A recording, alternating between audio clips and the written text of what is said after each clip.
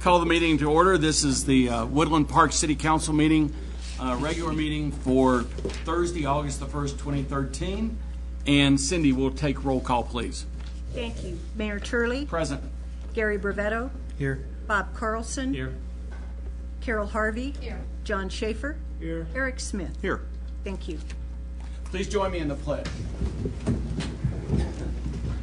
I pledge allegiance to the flag of the United States of America and to the republic for which it stands, one nation, under God, indivisible, with liberty and justice for all.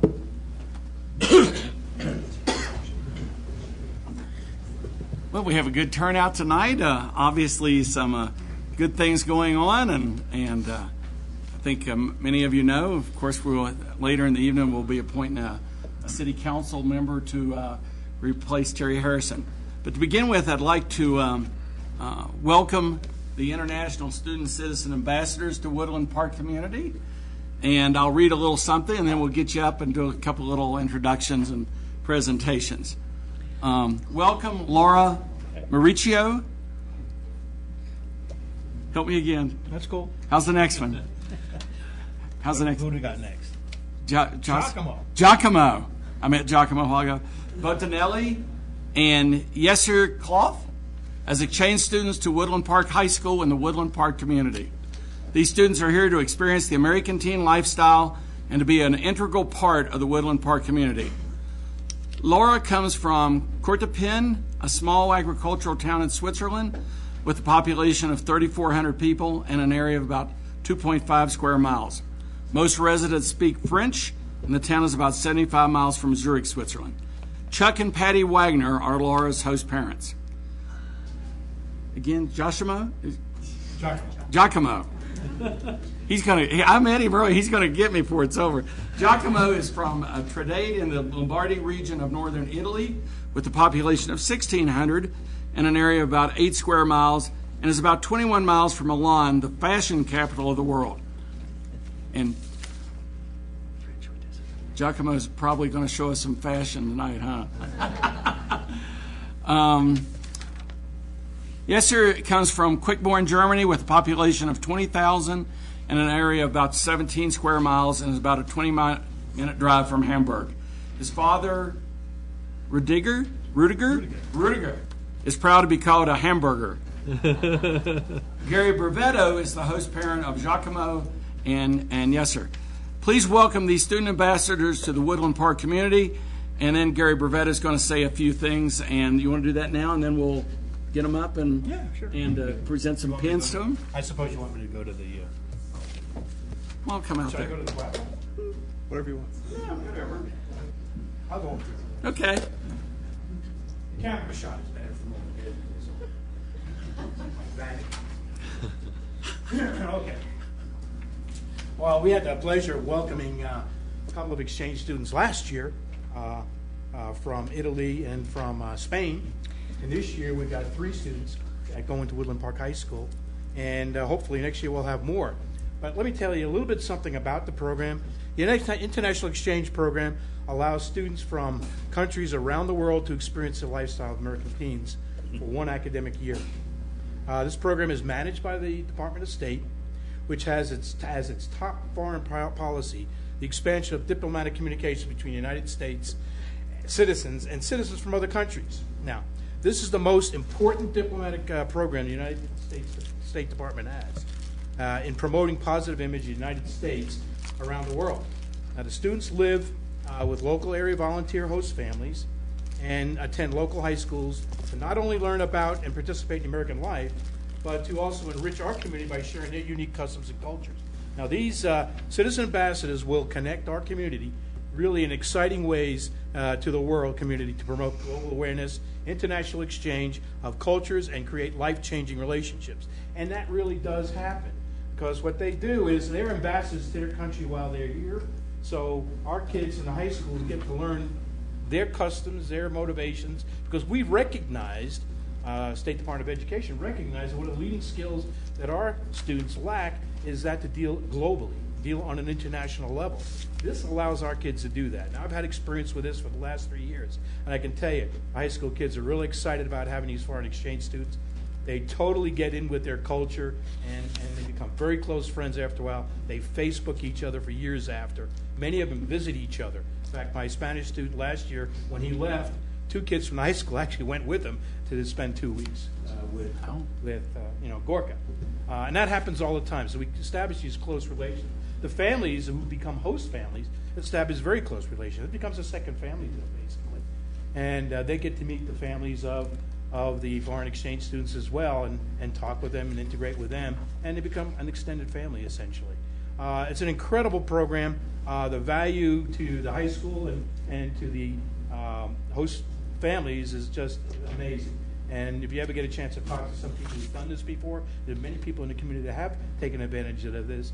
I've not had one bad experience. They've all said this, they would do it again, and again. So it's an incredible experience for somebody who wants to do that. I encourage people in Woodland Park to step up to the plate, if you will, and if you want to participate in this opportunity and take advantage of this experience, give me a call. I guess my number's around somewhere.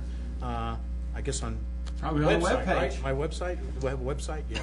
Okay. And my number's around there. So or ask the mayor, or ask the city manager, and they'll hook you up with me, and I'll set you up with some really incredible and highly incredible students. They're very highly functional, by the way. They're very smart. I should probably not say that because they're here, right? Don't want to blow it for them. But I want you to introduce the Wagners over there. They're sitting over there, the host family for Laura, who's obviously from Switzerland, too. Actually, Laura was born in Italy, but she lives in Switzerland. Right? Yeah. You were born in Switzerland, but you're Italian, right? Okay. So, folks, you guys come on up. Come on up. They're shy, right? Come over here, Gary. Oh, I got to clear too? Yeah, sure.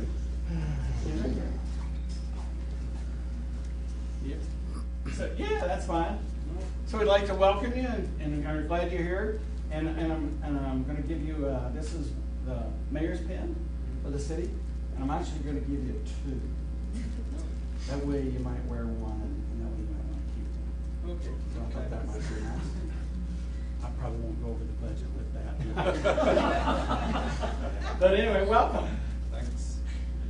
Giacomo. Yeah. I got it right. Yeah, right. Thank you. And just to show you how things like this works, sitting with him back there, Sean Diddy. Sean's one of our local kids here. Sean, you gonna be a senior? Yeah. Sean's, I know Sean from baseball, and so you've been here how long? 2 days?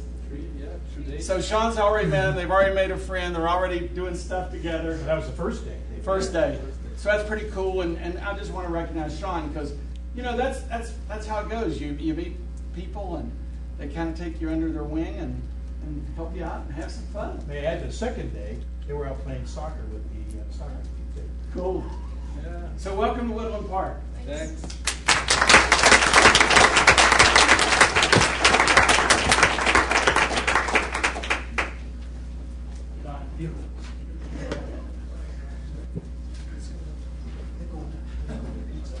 You don't pay in. Oh!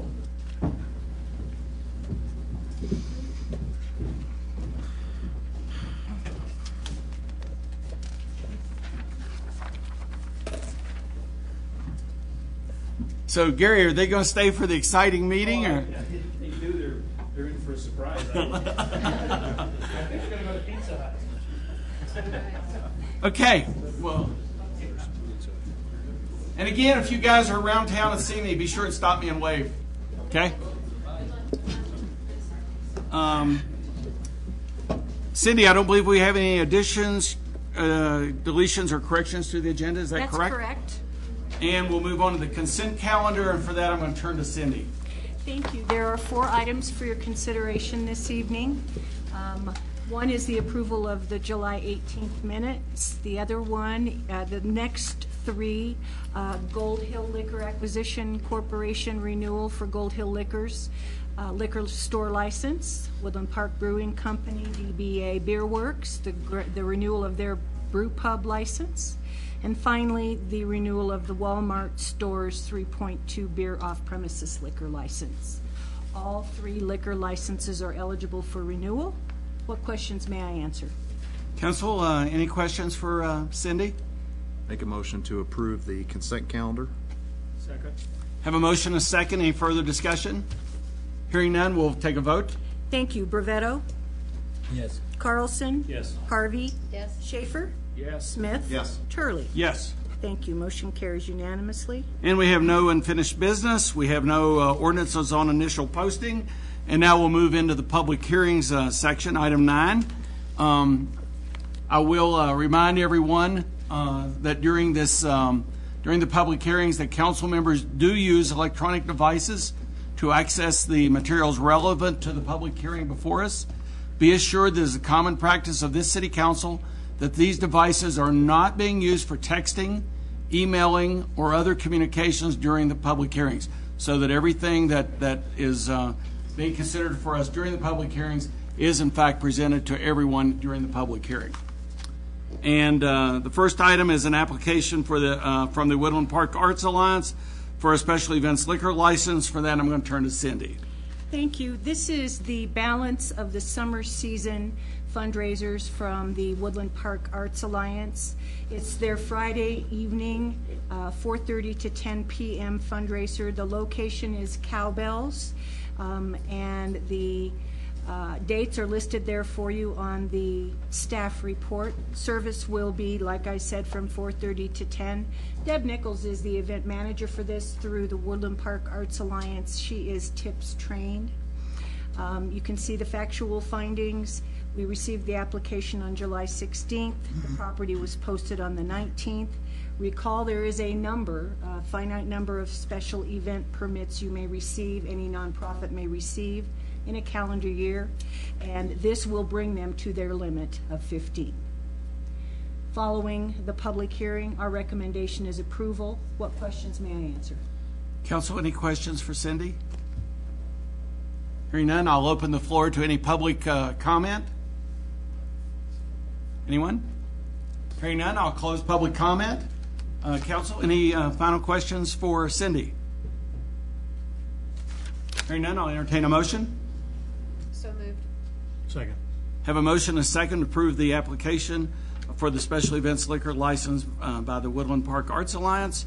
Any further discussion? We'll take a vote, Cindy. Thank you. Carlson? Yes. Harvey? Yes. Schaefer? Yes. Smith? Yes. Turley? Yes. Brevetto? Yes. Thank you. Motion carries unanimously. Item 9B is ordinance number 1192 for a conditional use permit for an off-highway vehicle showroom, sales office, and repair center on US 24 here in town. And for that, I'm going to turn to Lisa Parnell on our planning staff. Thank you, Mayor. Tonight, I come before you with a case for Catamount Power Sports. Catamount Power Sports is going to be located at 310 East Highway 24. And Catamount Power Sports is seeking a conditional use permit. And this request is for applicant Paul Schexnayder.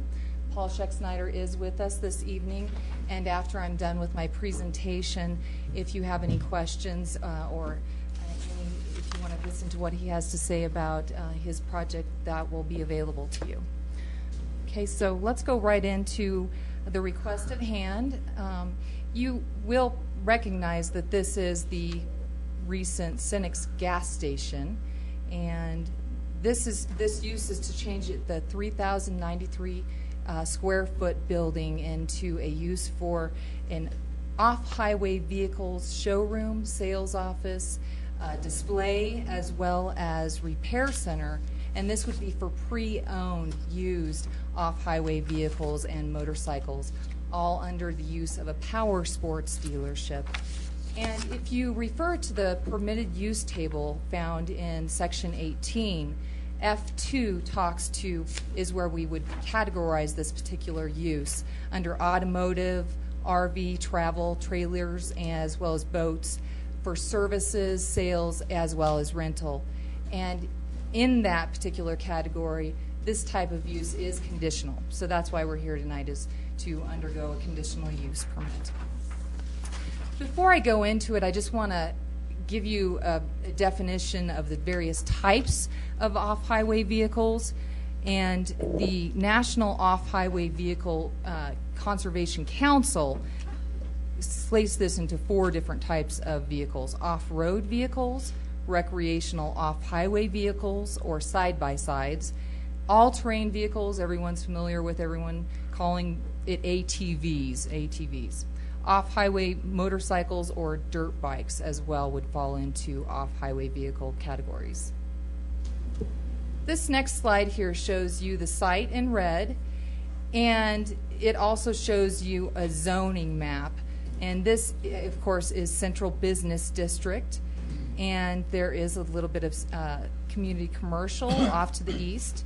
And this also shows you the relevant surrounding property owners. We have to the north, everyone's familiar with Papa Murphy's, as well as Images Hair Studio and Banana Belt Liquor. There is also off to the east a resident, and Light Church Ministries now owns this parcel right here. And then to the south, there is the South Platte Fly Shop, and off to the west, we have the Peak Fly Shop, along with storage units and other types of uses. And the Central Business District is set up to accommodate a wide variety of retail uses. And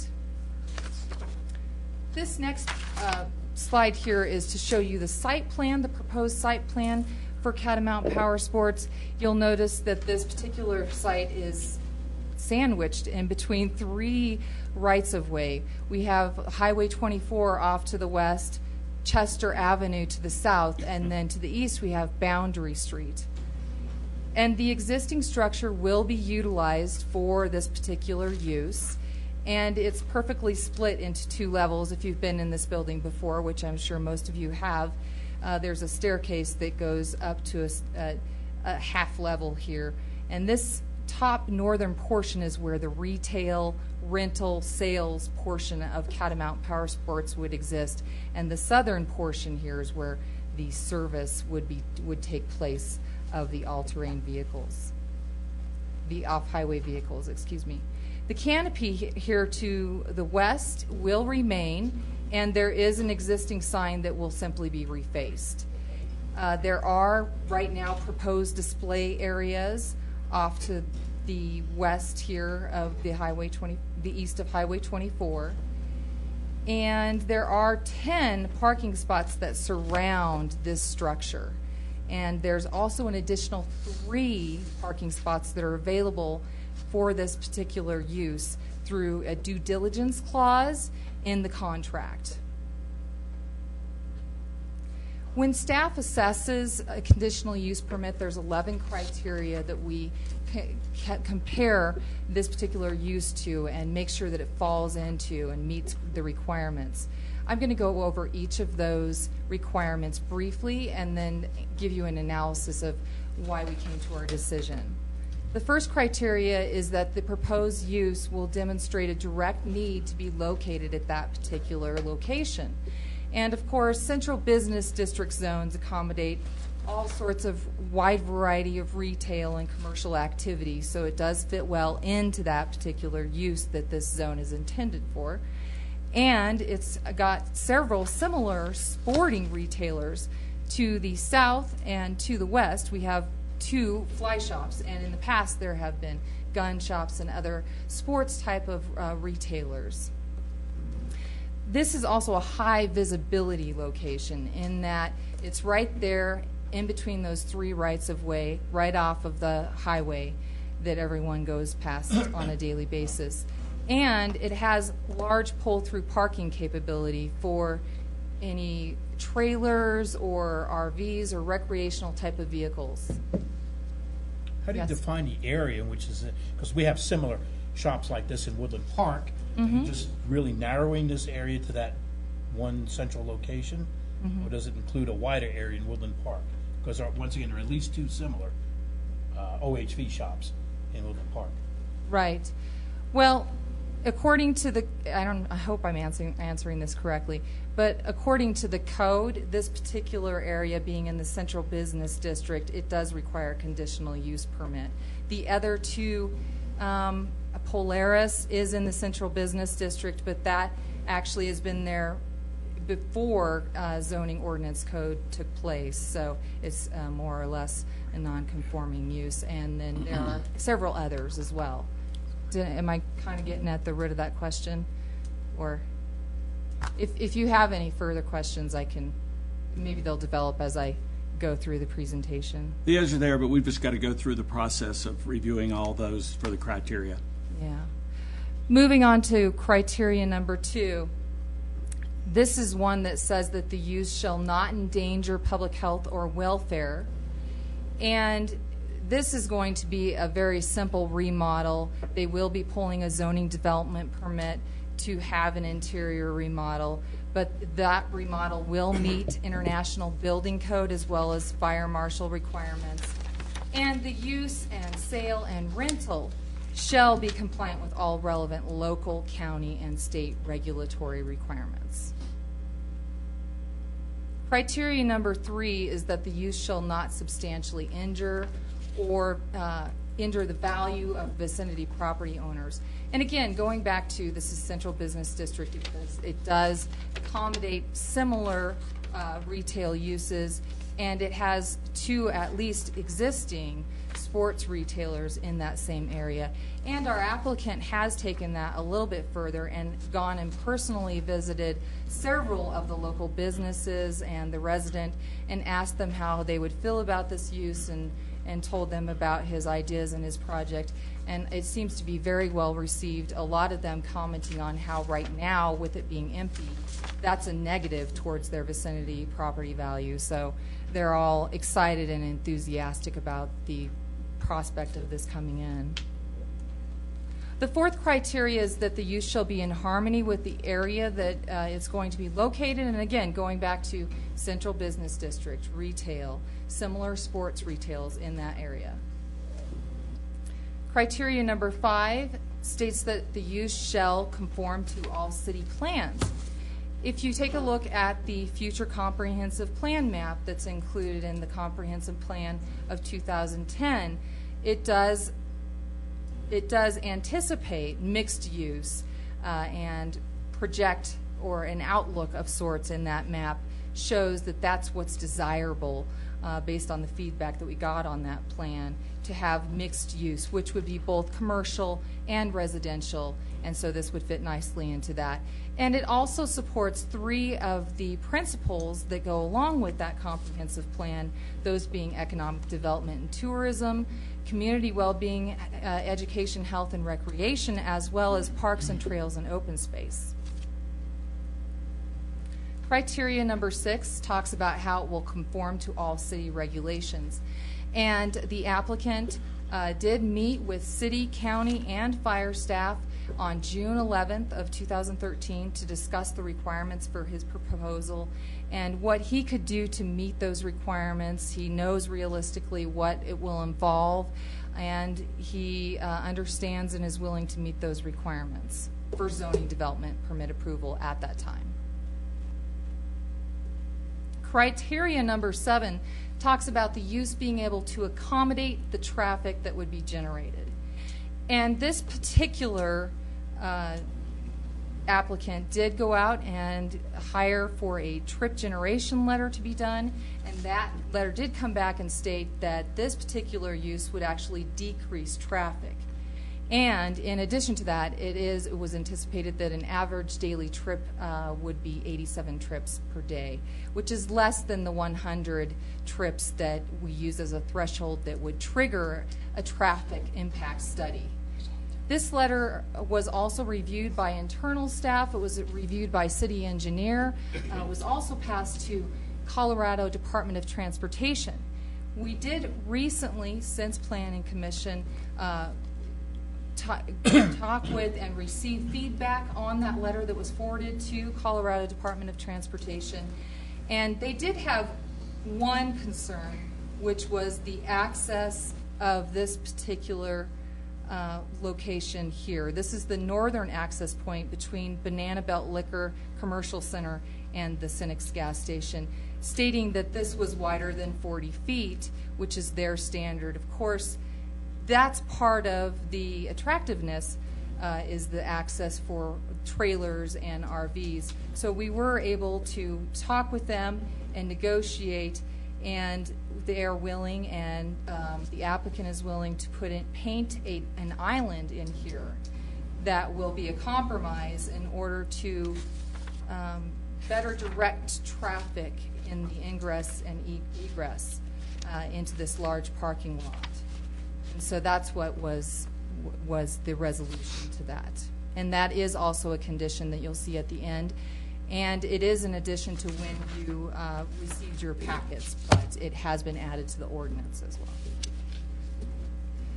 Continuing on that particular criteria, we're also going to talk briefly about parking.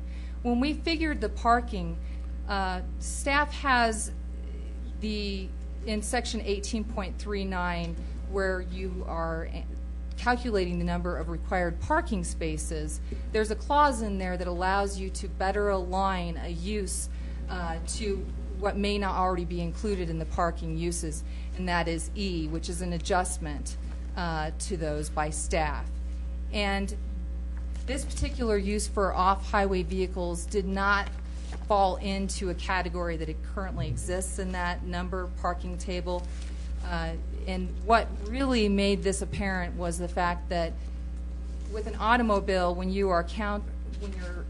an automobile repair shop, when you're counting the number of spaces, parking spaces per repair bay, a repair bay is actually using a standard lift, which would accommodate one vehicle. However, with an OHV, you can fit several of those into one bay.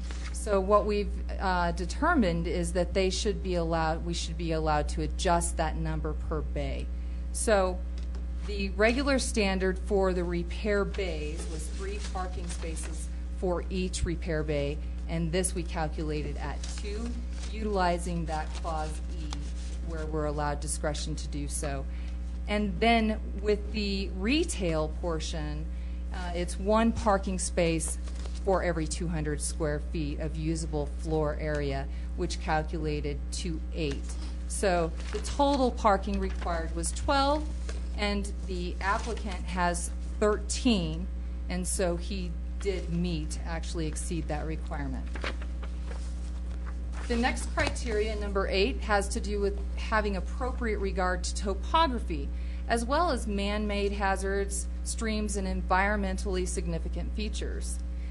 And there were no topography challenges with this particular property. However, it being a use where there will be repair, there are potentially some hazards that are man-made as far as chemicals that may be utilized in the repair. And so a condition has been set to require the applicant to provide the city with a plan that will detail the potential hazards for this use and how he would deal with those spills. And the applicant has already been exploring that and has already given me feedback that the used motor oil will be stored in 55-gallon containers and emptied by Safety Clean, and the liquid spills will be picked up with a clay-based industrial absorbent material, and if required, bagged and removed by Safety Clean. And that also for the plan detailing the use and the list, it will be handed in as part of the zoning development, a condition written in. Criteria number 9 talks about the proposed use having adequate water supply, waste disposal, protection methods, and water drainage. The utility director has reviewed and has no concerns in this area. And the shop is going to be using a water-based parts cleaner, which doesn't produce fumes. And the air quality impacts will be low as well. Criteria number 10 talks to the use not unduly increasing public danger through fire, explosion, or other safety hazards. And again, this is going to comply with International Building Code. The very small remodel that looks to take place will be reviewed by staff under the zoning development permit, and it will meet building code as well as fire marshal requirements. And then we also have that plan detailing those hazards, those potential hazards, and how those spills will be dealt with. And the fuel pumps were already removed. Criteria number 11 talks about the use may be required to provide architectural design schemes and amenities and other aesthetic enhancements. And there's no proposed changes to the exterior of this particular business. The applicant does, however, understand that fencing and other enhancements may be necessary and required as we go through the zoning development process.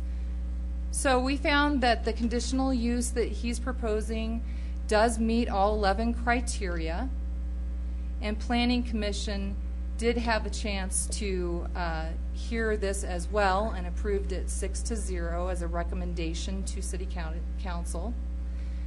And so we would recommend approval with the following conditions, and I will read these so that we don't lose content. Prior to certificate of occupancy approval for remodel zoning development permit, the applicant will provide the following information for review and approval by the City of Woodland Park. The applicant will provide the city with a comprehensive motor oil collection, storage, and disposal plan describing how waste oil will be disposed of with a specific name of the service to be used or a list of services to be selected from and method for dealing with oil spills and cleanup. Number 2, prior to occupancy, the applicant must receive approval from the Northeast Teller County Fire Protection District and the Teller County Building Department for an off-highway vehicle retail rental and service center. This last condition, by the way, is in red because this is the one that we added after your packet was sent out. So I wanted to very clearly show you that this has been added to meet that CDOT access. And prior to occupancy, the applicant must paint an island within the northern access to the large parking northwest of the site to better control ingress-egress from Highway 24. This island must be accomplished to city standards and be approved by the city inspector. And then there are additional conditions of approval that need to be adhered to at all times. Areas outside the building shall not be used for repairs of OHVs or storage parts or damaged vehicles. All OHVs shall either be washed at a commercial equipped power washing facility or applicant will install any required measures to accommodate on-site power washing capabilities. OHV use shall comply with any relevant local, county, and state requirements having to do with registration and titling. And the canopy lighting must be turned off during non-business hours. As such, as each row of lights in the canopy can be operated separately. If the owner does need to work after hours, he will be allowed to turn on one row for short periods of time. And lastly, a separate sign permit for both permanent and temporary signs shall be submitted and issued in compliance with Section 8.48 of the zoning ordinance. So both staff and Planning Commission do recommend approval. Do you have any questions? Before we go to that, let me see if the applicant has any comments to make. Okay. Okay? The applicant wants to come forward. Any comments? I'm sure you have questions. Yeah, we do, so I'd like for you to come on up, please. Please state your name and address for the record, please. I'm Paul Schexnayder. I live at 175 Piney Point Lane here in Woodland Park. Okay. Any questions for Lisa or for Paul from council? Yeah. You're going to be renting out ATVs? Yes. And motorcycles? Yes. Are you planning on getting a permit to deliver those vehicles to the trailheads? Because we don't have a trailhead going to that gas station. We will be applying for a Forest Service permit, but those can take years to get. So initially, the clients will be responsible for trailering them to the trailhead. So we'll provide trailers for the ATVs. Yes, Carol. Lisa, what's going to be done with the underground fuel tanks? One of my questions. Right. My understanding is, per the state, there's a requirement that, and in your contract, I believe, they are supposed to be filling that. So Should I address You it? should maybe Yes, please. elaborate a little bit more on There are a couple of ways that can be mitigated, either being removed or filled with a sand slurry.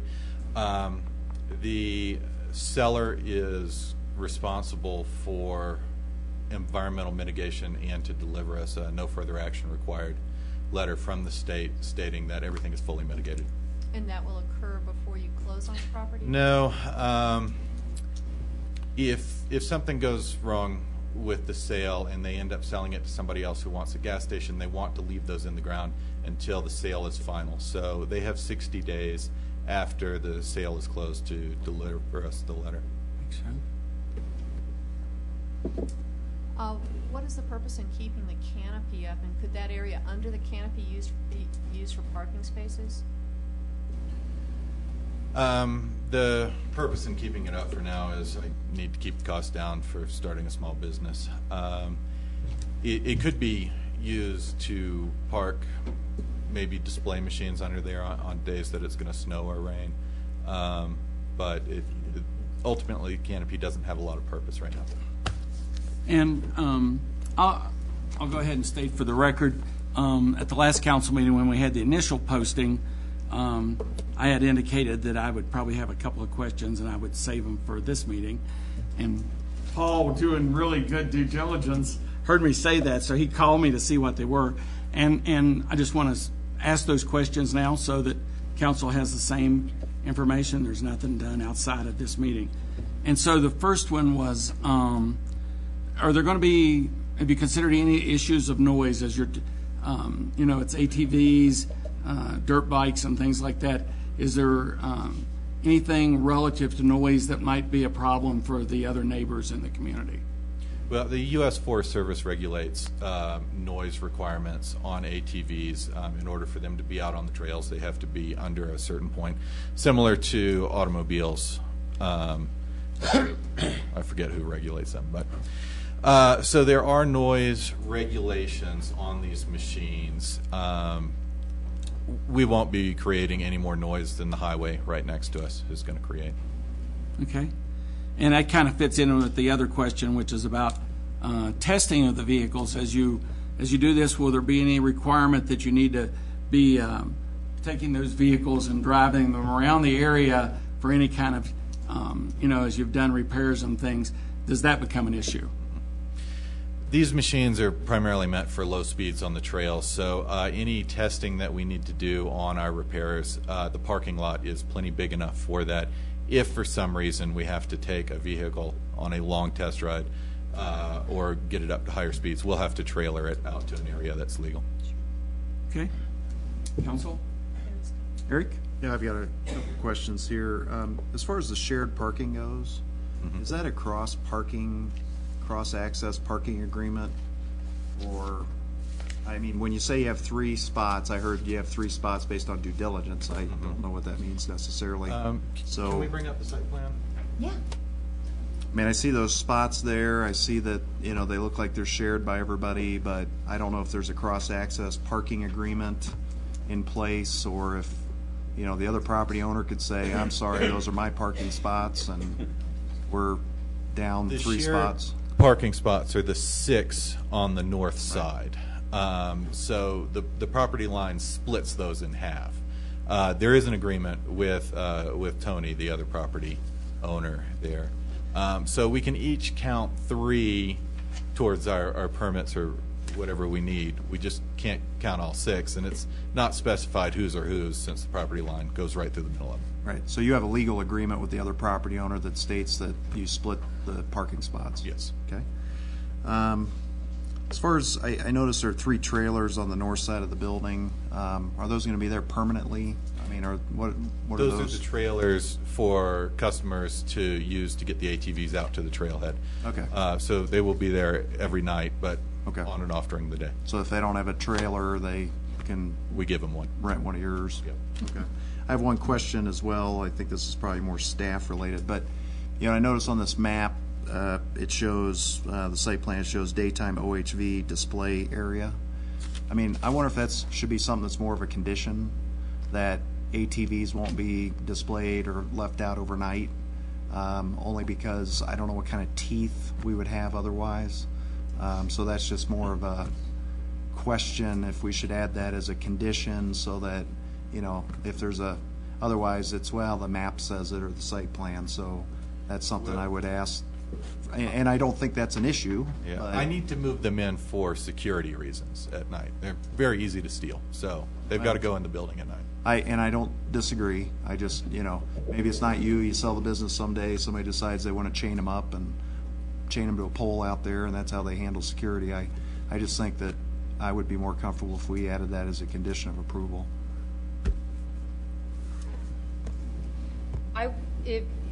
Obviously, if that's a condition that you guys wanted to talk about adding that, we're open to that.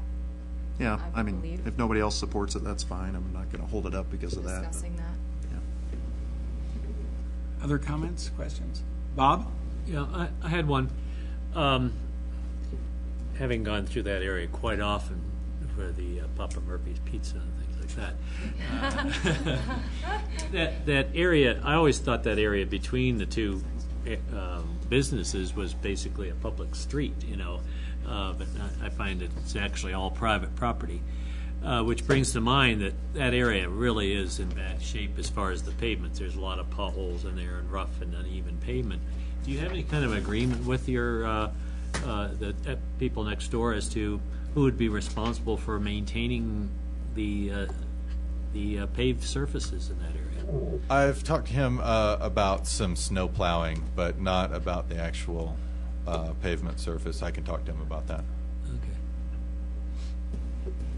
John?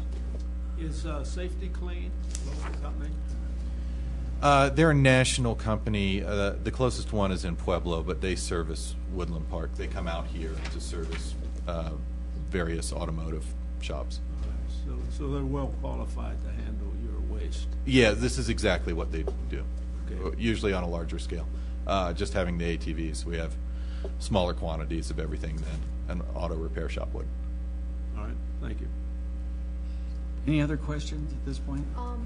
Question for staff. The Cemex station signage, was it already in compliance with the signage or the sign ordinance? Or were any of those signs grandfathered? Will the applicant use some of the old signs, or will they have to have new permits? Yeah, my understanding, actually Sally's kind of answering it for me, but that sign is grandfathered in. It was prior to sign code, and there are, as long as he doesn't change the dimensions of that sign in any way, shape, or form, it's considered a reface. And as such, like if he just puts a new face on either side of the current frame and doesn't change the dimensions, that's allowable. It remains grandfathered in? Yes. Okay. Yes. One more question. Sure.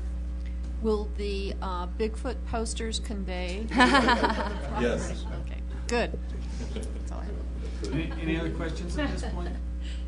We'll now open the floor for any public comment. Anyone that would like to comment on this conditional use permit, please come forward. Seeing none, we'll close the public comment. Any final questions? Any additional comments from either staff or the applicant? Any discussion amongst ourselves? Entertain a motion? A motion to approve, subject to the conditions indicated in the second. Have a motion and a second with the conditions as presented. Any further discussion? Then we will take a vote. Cindy? Thank you. Harvey? Yes. Schaefer? Yes. Smith? Yes. Turley? Yes. Rovetto? Yes. Carlson? Yes. Thank you. Motion carries unanimously. And I'll just say, Paul, it's really good to see what you're doing. That'll be really good to have a business in that location, and it is a gap for us there, and so we look forward to that, and hopefully wish you all the best and success. Thank you very much. Okay. And we do not have any new business. Is that correct, Cindy? That's correct. Any public comment on items not on the agenda? I do not have anyone signed up to speak, but if anyone would like to do so, I would ask you to come forward now. Okay, move on to item number 12. which interviews and appointment of the vacant seat on the city council. And I have a couple of things I want to read relative to that for council members and everyone else. Council tonight will be interviewing 5 applicants for the vacant council position. It's one that Terry Harrison was filling. I'm going to suggest that we interview them individually. We will ask them to make an opening statement, I'd say up to 2 minutes, including things that aren't included in the application. We'll allow for council members' questions, and then the applicant will be able to make a closing statement if they desire. After all the interviews are done, we'll then have all the applicants.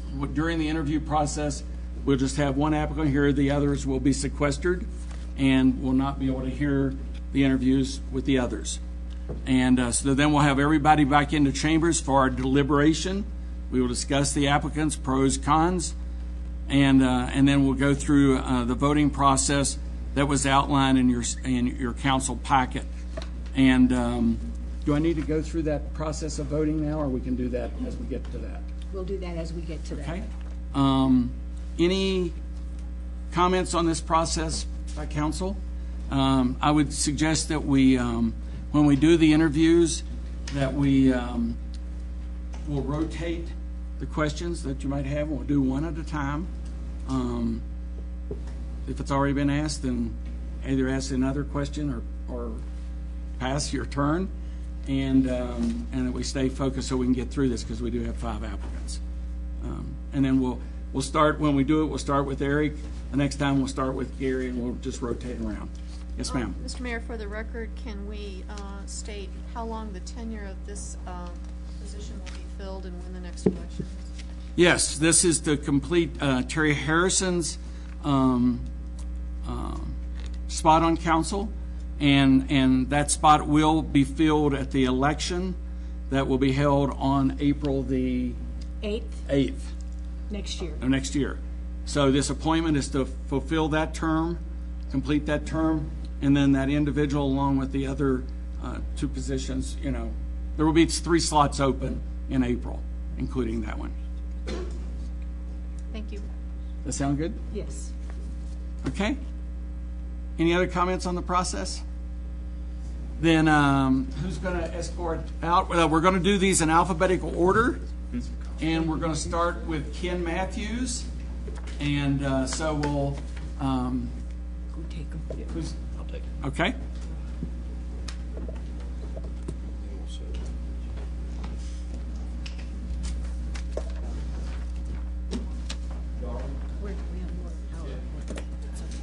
They're very loud. I know. Yeah, you're right. So do you have your iPhone? Bill? Yes, sir. What's the election date for April of next year? Let me just ask council, does anybody need a real quick break before we start, or can we go ahead and start? John? I'd like a break. Yeah, can we take just a couple of minutes quickly before we begin? I'd appreciate that too. Just a couple of minutes. Everybody just kind of stay in place. And I appreciate that, John. First Tuesday after first Monday. Yes. Got the right date? 8th? I thought I looked at it. Cindy knows everything. She does. Not just seeing it. I looked over the accident data for the good morning tonight. Yes. And, I'd say half of it. One of the pedestrian accidents are private. State doesn't. But, well, Swiss Chalet is not very big, so there's not been very many people. Well, the real meeting was in here, and then most people left. So people running the road at their house, in their driveway. Oh, parking lots. Small, low-speed accidents are At marked. the Swiss Chalet on Generally Daytona speaking, and, little or no.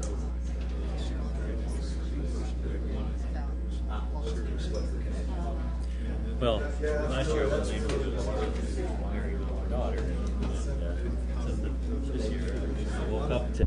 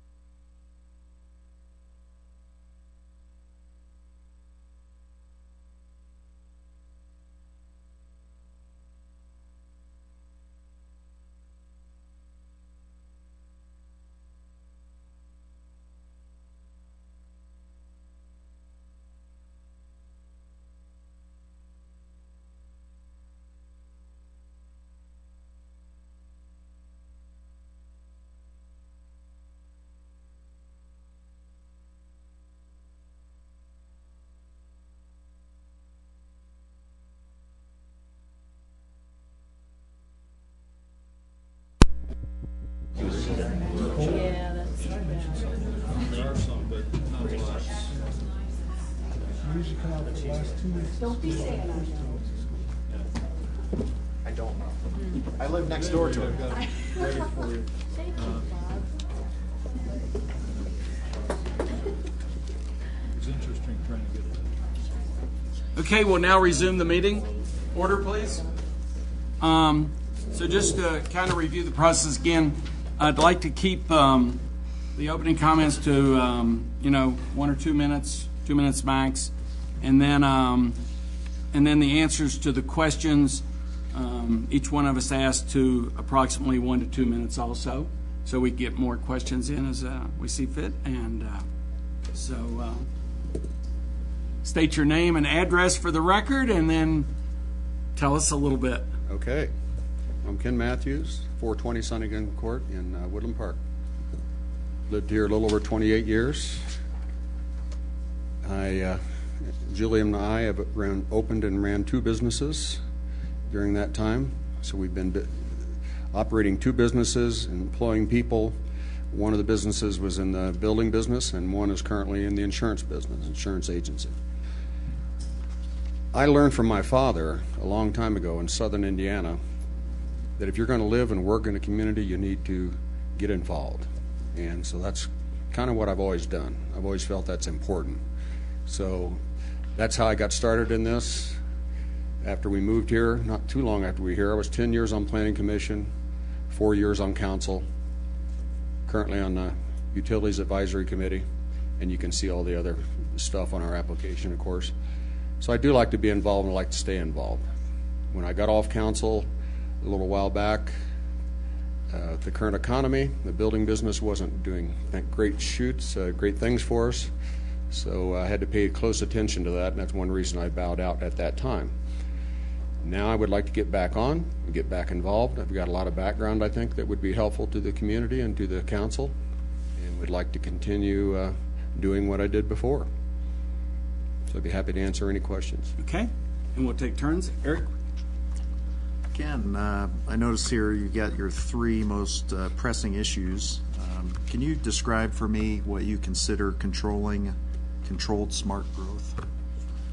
I think it's just paying close attention, certainly to the codes and things that we have in this city, and making sure that they're properly enforced and fairly enforced. When you take into consideration those people who live here, who want to move here, and the businesses. We have to have balance. I say that later on in one of the third statements, but I think it's important. I think it's one of the most important things we need to do is to balance that. We can't be all for business or all for individuals. Once they move here, we want to shut everything down, the NIMBY thing. We can't do that. It's a growing community, but we need to be smart how we do it so we don't hurt those people who have already made the choice to live here. And we also want to encourage our businesses to do well. That helps everybody else here. When I first moved here, there was not near the businesses we have today, and one of the things we always heard was, wish we had more businesses so we didn't have to drive down to the Springs all the time. Well, now we do, and it's nice. I mean, back then, I think one of the things was said, you can't even buy a pair of socks up here. Well, that's changed, and that's good. But we need to control that. So I hope that answers your question. Thank you. Yes, Gary. Do we have to ask a question, or can we make a comment, or what? I would prefer it to be a question rather than us making statements to them, that we actually ask them and get input from them rather than us giving our thoughts on things. I don't have any questions. Bob? Okay. Some of the questions you will hear tonight or may hear tonight from me or other members have to do a particular area of interest of a council member. And but hopefully none of the responses from anybody that I will ask this question of this evening will be considered like a litmus test as far as a vote. But my area of interest is the desire for an aquatic center. And so my question is, what is your view regarding this possible amenity for the citizens of Woodland Park? Well, it goes back quite a ways. There's been interest in that for a long time. I've been involved in some of that, and some of the planning when it was planned for the park and the drawings that were done. There's been a lot of water over the dam, so to speak. And believe me, I like it. Probably many people, and as I think a previous survey showed, would love to have that here. And I'm include myself in that. The problem has always been, we don't want to pay for it. When I say we, that's how the votes came back. How do we get the money to do it? That's an obvious, problem with any major project like that. So yes, I do support it, and I think it'd be good for this community, could be good for the school. How we end up funding it is the problem, and that's the issue. If somebody can come up with a good way of doing it that the rest of the community agrees to, if they have to, let's do it.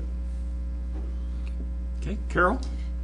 Ken, your experience on the Economic Development Council, I think, is a key attribute on your side of the table. How would you take that county experience and transfer it to the council here? And you were on the council long enough to know if there is a connection or there should be a connection. Mm-hmm. Well, I think back then when we were doing the economic development, a lot of it had to do in the county, you're right, which didn't have the restrictions of incentives that we have here in the city. And we didn't have the DDA at that time either. So things have changed quite a bit. We now have a way to get some businesses into the community thanks to the DDA, which I totally support.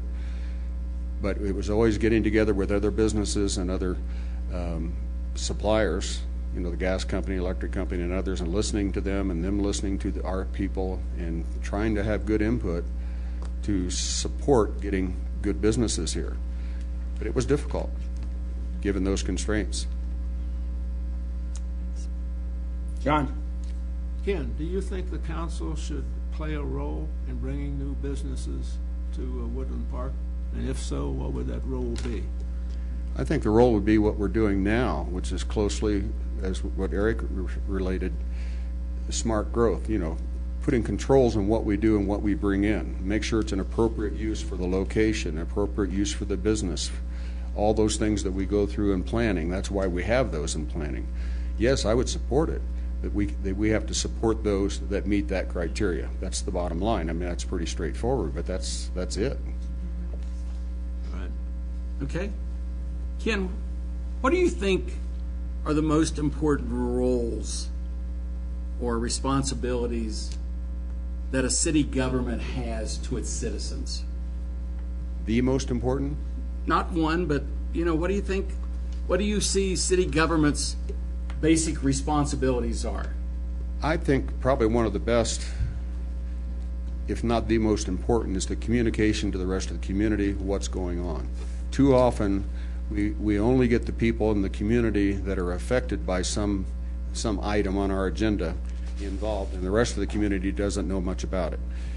Since we have the website, which years ago we did not, that's helped a lot to get the word out and let people know what's happening. And I think that's one of the most important things we can do, is to really educate the consumers what we're doing, both the consumers who live here and the businesses who work here. Okay. Please. So, Ken, if you get an opportunity to come back up here, what's the big idea, the big thing that you hope that you would like to maybe put forth to try to accomplish? I don't know that I have one big item like Bob talked about or John. I would support, what's going on in the community now, the growth. I'd like to see the DDA continue to grow and develop and get some more businesses in there. I guess if anything, that would be part of it. We have that district. I think we need to take advantage of it. It'll help our downtown businesses, and by doing that, we'll help the people who live here because we'll provide businesses and materials and goods and services that they may want in our own community rather than driving downtown again, as I said before. So I would say probably, as I talk about it here off the cup, probably the continued development of the DDA I think is very important. And I guess along with that, since I'm on the Utilities Advisory Committee, as you know, and Mayor Turley knows, staying on top of our water situation is extremely key. And I think we're doing that. We have a great council representatives and you two and citizen representatives, and we need to stay on top of that usage of water and wise use of water. Thank you. Other questions from council?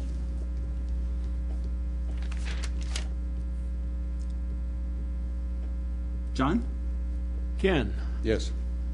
we've got a group of people who work here and cannot afford to live here. Police, firemen, teachers, healthcare workers. As a councilman, would you be willing to address and support an affordable housing initiative which would answer some of these pressing needs we have today? I've always been willing to support that. The issue has always come up, though, working within the guidelines that we have in the city. The cost has become an issue. We have some developments coming up, as you know now, that may help that a little bit, and I'm glad to see that, because we do need that desperately. But it's always come down to a matter of cost. There's been a few things done recently with the tap fees that will help a little bit, but the multiple housing, multifamily housing that's going to be going in will be a big step forward in that direction, I believe, and I certainly support that, because you're right, we do need to keep those people here. It's a shame to have a teacher teaching our kids in Woodland Park that drives up from the Springs. They need to be part of our community if we can at all make that happen. Any other questions from council for Ken? Ken, did you have one, Carol? Any last comments you'd like to leave with us? No, just that I'd like to continue what I've done before in serving council in this community, both the people of the community and the business community, and stay on top of things and hopefully continue to make it a better community. I'll just make a comment that, you've been here, you know what you're getting yourself into. I appreciate you and all the individuals who have applied for doing so. I'd love seeing that interest in serving the community, and so I thank you for applying for this position. Thank you, and thank council for having me. Okay, thanks, Ken. Thank you. Still comments? Well, I think we interview her, whatever comments we want. Once we've heard from everybody, we'll deliberate, talk about it, and they'll be here for that. Mm-hmm. Yeah. You can make someone happy.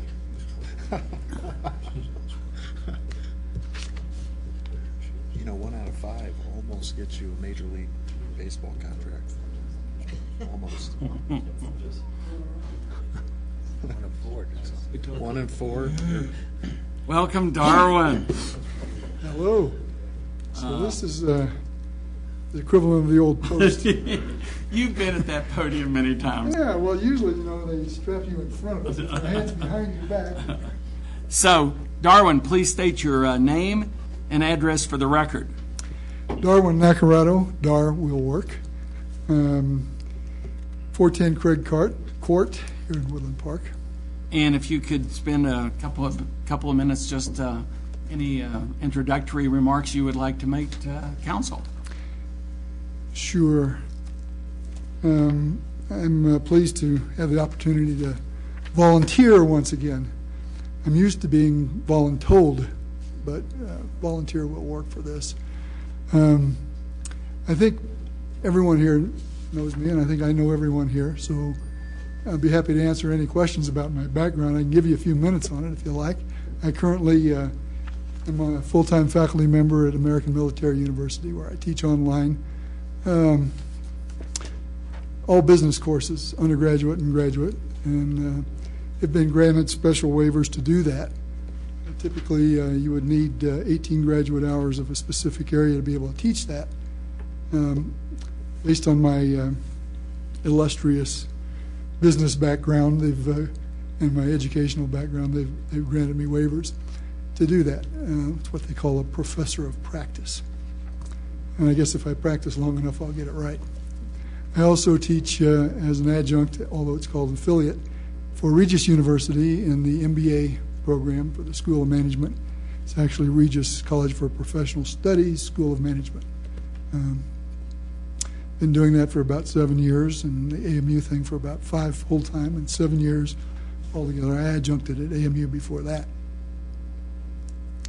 I guess I'm standing in front of you to volunteer, as I've always made a practice since I've lived in Woodland Park over the last 10 years, to try to do whatever I can to help.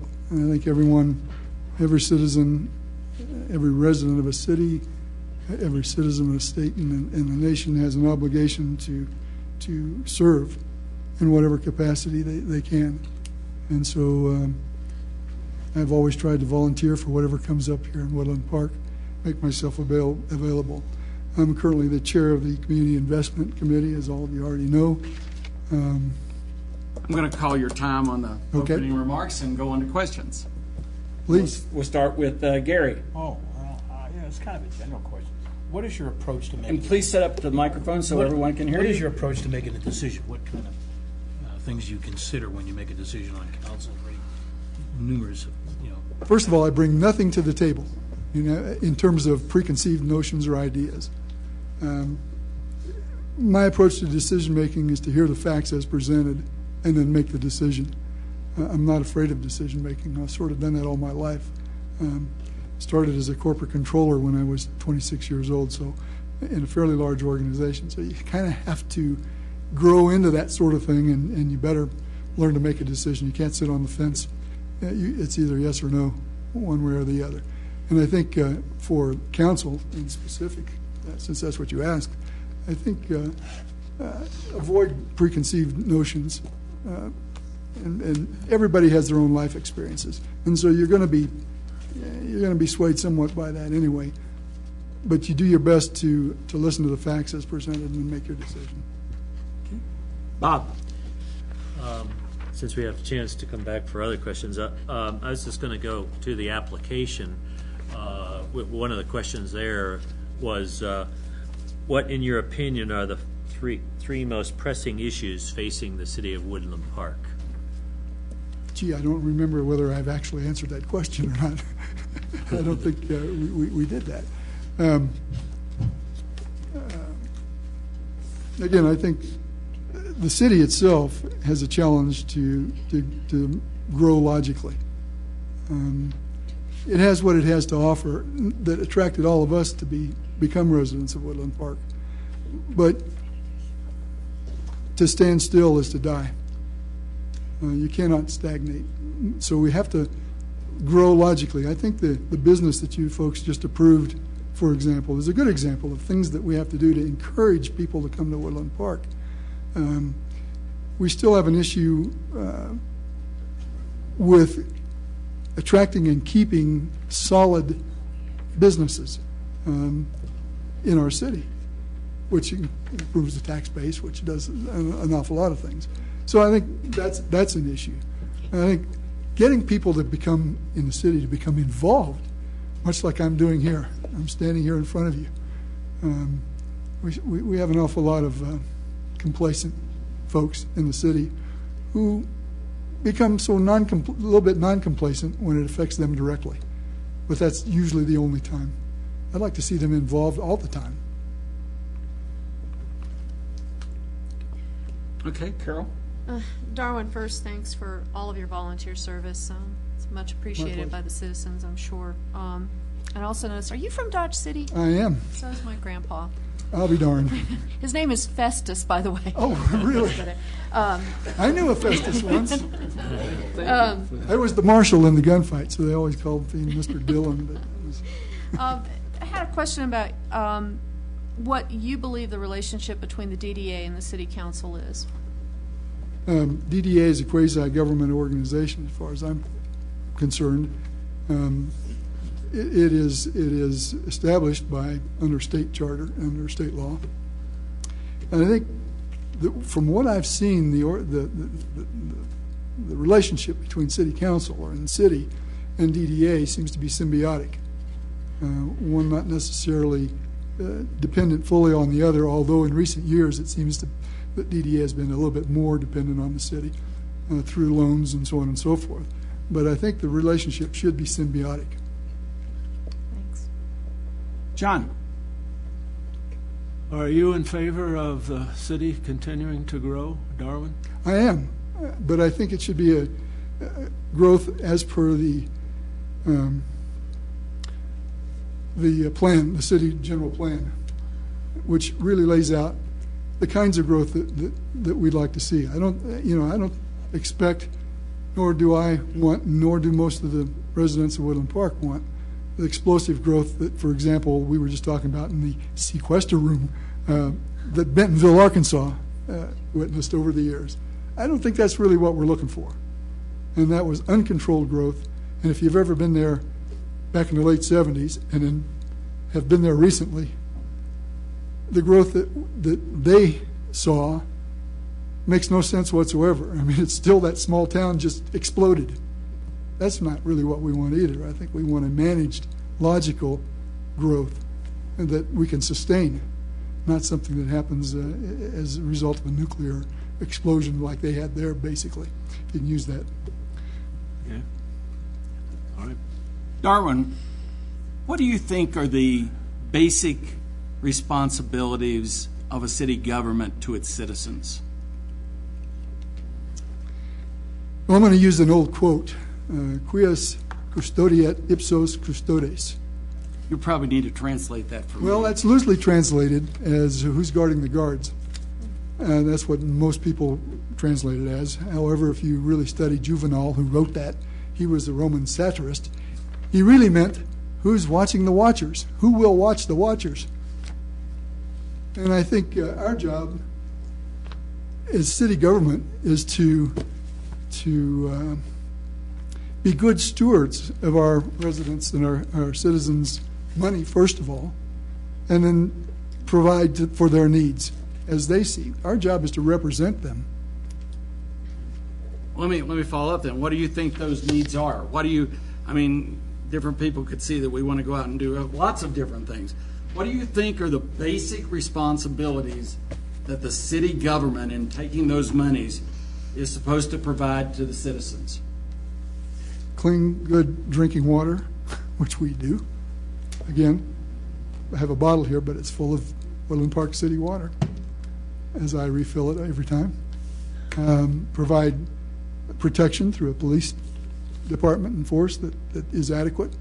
And provide to those basic needs. If you draw Maslow's hierarchy, and I don't want to get academic here, but those basic needs are near the bottom. That's the first thing we have to provide. A safe, and by the way, that to me includes some of the experiences that we've had over the last few years with wildfires. I think the city's done an adequate job, and frankly an excellent job of advising the citizenry as to the status of that and looking to the safety needs. And I think so. The base of that hierarchical pyramid is to see to the basic needs first, and then if there are funds available, then you can talk about the higher levels of that hierarchy, the self-actualization and so on and so forth that we might be able to provide through whatever we do at the athletic parks and so on and so forth. That comes later, and if we can do all of it, wonderful. Okay, Eric. I'm going to go back to a topic that's already been asked just because I want to dig in a little deeper as it relates to growth. You made a comment about, Bentonville, Arkansas and the explosion and those types of things. Tell me do you believe that its growth is more dictated by government or is driven more by the private sector seeing a need, filling a need? The latter. No question in my mind. I think growth should be driven by the private sector. And I think government then must do exactly what you folks just did again, to use that as an example. You must assure that that growth fits with the general plan of the city and with the vision that was put into that plan. And if I could ask one more follow-up question related to that, and then I'll be satisfied. So from the vision perspective in that general plan, what are your thoughts as far as how long that plan, how often that plan should be revisited? Frankly, I don't think it's revisited often enough. I think it should be a dynamic document that's looked at all the time. And I think any time that there's an application for permit to add a business of any kind into the city or build a housing development or whatever it is, that plan should be looked at and say, with the eye to say, is this still really what we want? Thank you. Okay. Council, we have about 3 more minutes for questions. Yes, Bob. I'll make this short. I'll be asking each of the members this, and basically, some of our questions will come from an area of interest that we individually have, but as I said before, none of the responses of the candidate should serve as a litmus test, and it certainly won't in my case. But my main area of interest has been the desire for an aquatic center. Okay, and so what is your view regarding this possible amenity for the citizens of Woodland Park? I'd love to see it happen. I'd love to see it not happen with public funds.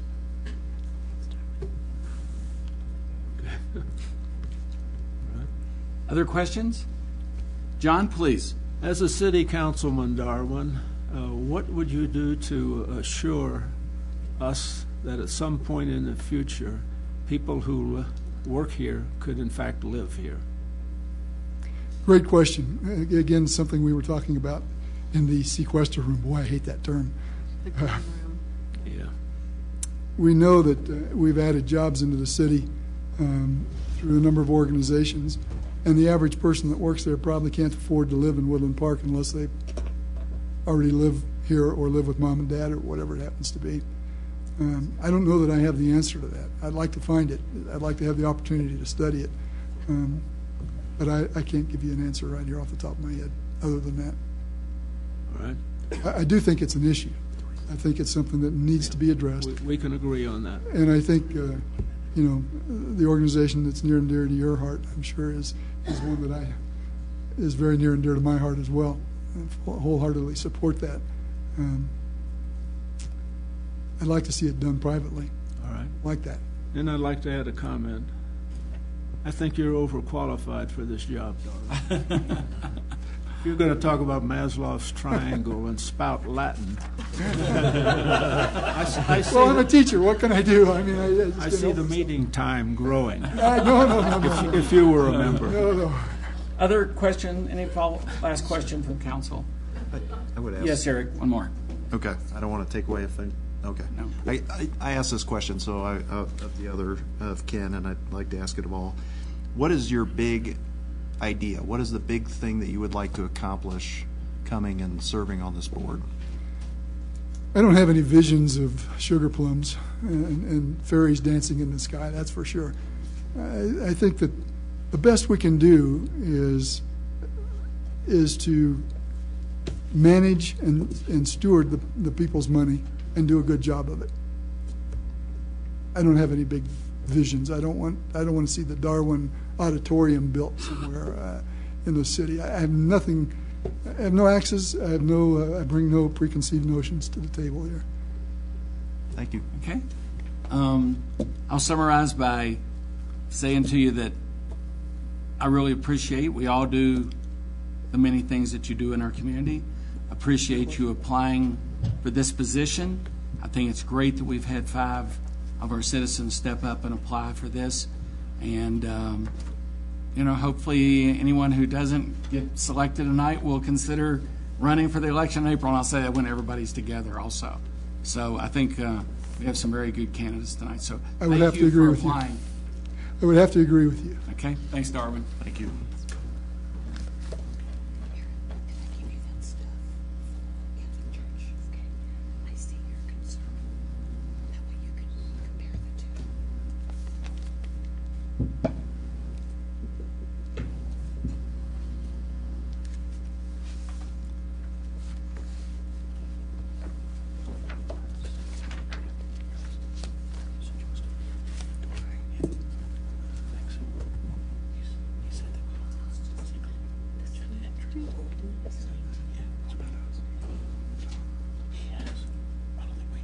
Welcome, John. Good evening. Please state your name and address for the record, please. My name is John Pazusta. My address is 1200 Forest Edge Road, Woodland Park. And if you could give us up to about a 2-minute kind of what you'd like for us to hear about you right now. Okay. I am the director of the Southern Teller County Economic Development Coalition. I am in charge of Cripple Creek and Victor for their economic development purposes, such as it is. I've lived here in Woodland Park for a little over 7 years. I moved out here from Atlanta, Georgia. At that time, I was an economic development consultant, and I traveled around the country setting up economic development programs. I had the luxury of being able to live pretty much anywhere in the country, and we had had enough of Atlanta, Georgia, and started doing a lot of research. Where did we want to go?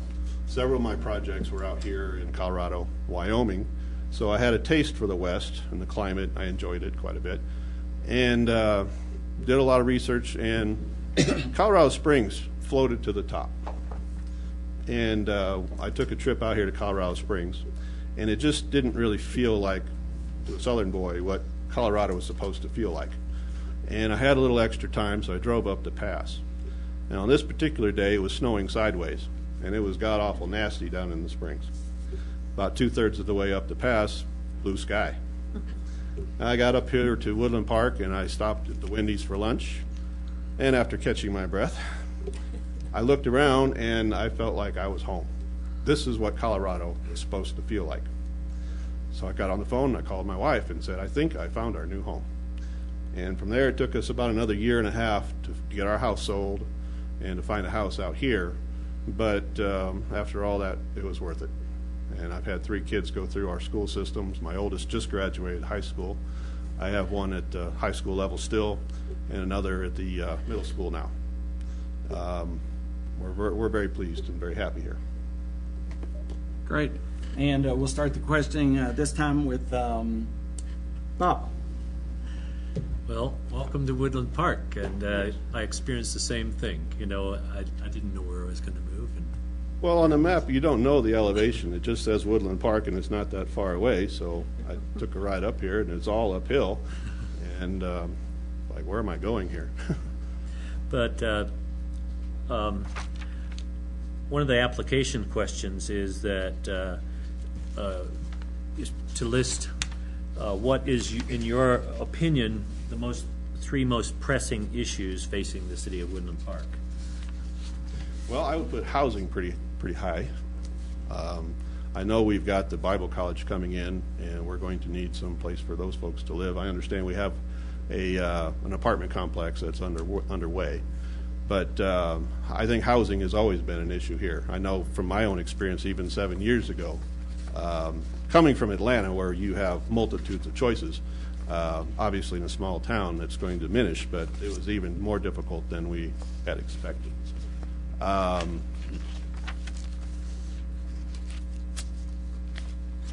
I would put economic development probably second on that list. I mean, I know Brian, I know he's doing a good job for you. But balancing what we have, what we need, what we are going to have, and that's a challenge. I know we're limited in space. I know we're limited on water taps, so a certain amount of growth is just not feasible. But balancing it and keeping it from retracting, I think that's a challenge. And hopefully being part of the council, I have at least a little say in how that goes. Let's see. Thirdly, I would say maybe traffic, and I don't really know how to alleviate that. I know the highway comes through here, and we have so many cars that come through here, and part of the issue is parking and finding a place for these people to stop and visit our shops. And I know that's an ongoing thing, and if I had a magic wand, I would come up with an answer for that, and I know you all have struggled with that. But I see traffic just getting worse, and I think we need to take a hard look at how we can make that better. And I know there are a lot of geography and other restrictions on how that goes, but I would think that's a real struggle. Okay. Carol? John, do you ever miss sweet tea? Probably not. I don't know. What is that? What do you see as the relationship between the county and the city coming from the position that you currently hold?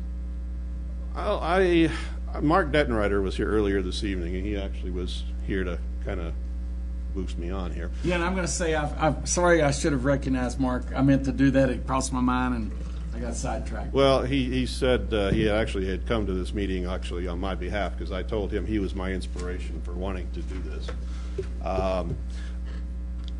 I know all the county commissioners really well, and I think you have a decent relationship with the county. I understand there may be some friction from time to time on certain things, and that's just natural, I think, course of doing business the way you all do. But I think everybody's on the same team. We just may be looking at things a different way and want to get there a different way, but I think in the end, we're all on the same team. Just to follow up to that, what is the relationship between the coalition and the DDA? Mark Dettenreiter, he sits on my board. I'm sorry, what was the question? Are you talking about my coalition? And the Woodland Park DDA? It's really an informal, I attend a couple of his meetings. I've reached out to him on a couple of occasions. He's got contacts with a convenience store chain that I don't, and I have a piece of land in Cripple Creek that I'd like to maybe convert into a gas station. Right now, it's just making bridges and relationships between the two communities. I happen to live here. I work in Cripple Creek, and I know there hasn't been a real close relationship over the years, and that's something that I'm trying to improve on. Thanks. John? Have you had any successes in your current job that you'd care to share with us? Oh, gosh. Well, I've only been in the position since March 1st. Oh. But if you count reaching out to folks like Brian, sitting on the PPACG Council, I'm a part of the Colorado Springs Regional Business Alliance now. I have made a lot of connections that weren't there in the past. Where they will bear fruit yet, I'm not sure. I have a really close relationship with the county. I'm looking at several things. Right now, housing for me is an issue. You may have read about the gold mine expansion that's going on. They're having a number of contractors come in from out of state for periods of 4, 6, 8 months at a time to build a new mill at the mine. And staying at Double Eagle for 6 months isn't a real attractive option. As nice as they may seem for a weekend, living there is not really a good choice. So as we speak, I have two different companies with about 60 to 70 employees looking for some short-term housing in Cripple Creek. They want to stay in Cripple Creek, so I'm trying to find some place for them to stay. I'm getting off track here, but I have a number of things I'm working on. I can't say that it's a win as far as creating new jobs yet. I'm looking at a couple of projects with Mark that I can't really talk about yet because we haven't formalized all that yet. I just think in the short term I have made a lot of progress. Fridays, you'll find me tomorrow working a booth here at your farmers market. I have a booth there representing the Cripple Creek Candy Store. And I'm using that to promote the candy store, but also to promote my part of the county. I happen to live here. I know the farmers market is a good venue for making connections and promoting, and that's what I'm doing. I'm promoting my part of the county right here in Woodland Park. And I'm doing it out of my own pocket, by the way. I'm not being paid by them to do that. All right. Okay. John, what do you see as the basic responsibilities of city government in the services that they provide to the citizens? I would like to say that the government should be there to referee, not necessarily get in the way. But I know there are times where the government has to step in and keep the game from getting out of control, I guess, to stay on that metaphor. But the city, I think, is responsible for basic services like water, sewer, police protection, fire protection, those sorts of things. And I think the folks have elected you all to make the best judgments possible on those regards. Obviously, I'm pro-business, being economic development, so I do think government sometimes can get maybe in the way too much from a business owner point of view. But I know there is a role for this group of people to play when it comes to managing, just like we went through tonight, zoning changes and those sorts of things. Okay. Eric? So, if you're fortunate to come sit and sit on the board, what do you have any objectives, any goals, anything that you would like to accomplish? Anything that you're thinking of from a big idea standpoint? Well, my big idea, I guess, is to have a say in my own community, I guess, a little bit. All of this time, I've been an economic development consultant or now a practitioner. I've always been doing it for everybody else. You know, when I was traveling to Wyoming or whatever. And now I'm doing it for Cripple Creek. I have a lot of connections and friends in Cripple Creek, but I live here. And this would give me a chance to finally put some of what I've learned into practice for my own town. I don't have any big plans, but I'd like to be a part of some of the bigger ones I know are already up and running, and hopefully learn a little bit. I think being a part of this group would obviously teach me a few things that I'm lacking right now as an economic development director. And by having a stronger Woodland Park, I think that will inevitably be a stronger Teller County and hopefully trickle down to Cripple Creek and Victor as well. Thank you. Okay. Gary,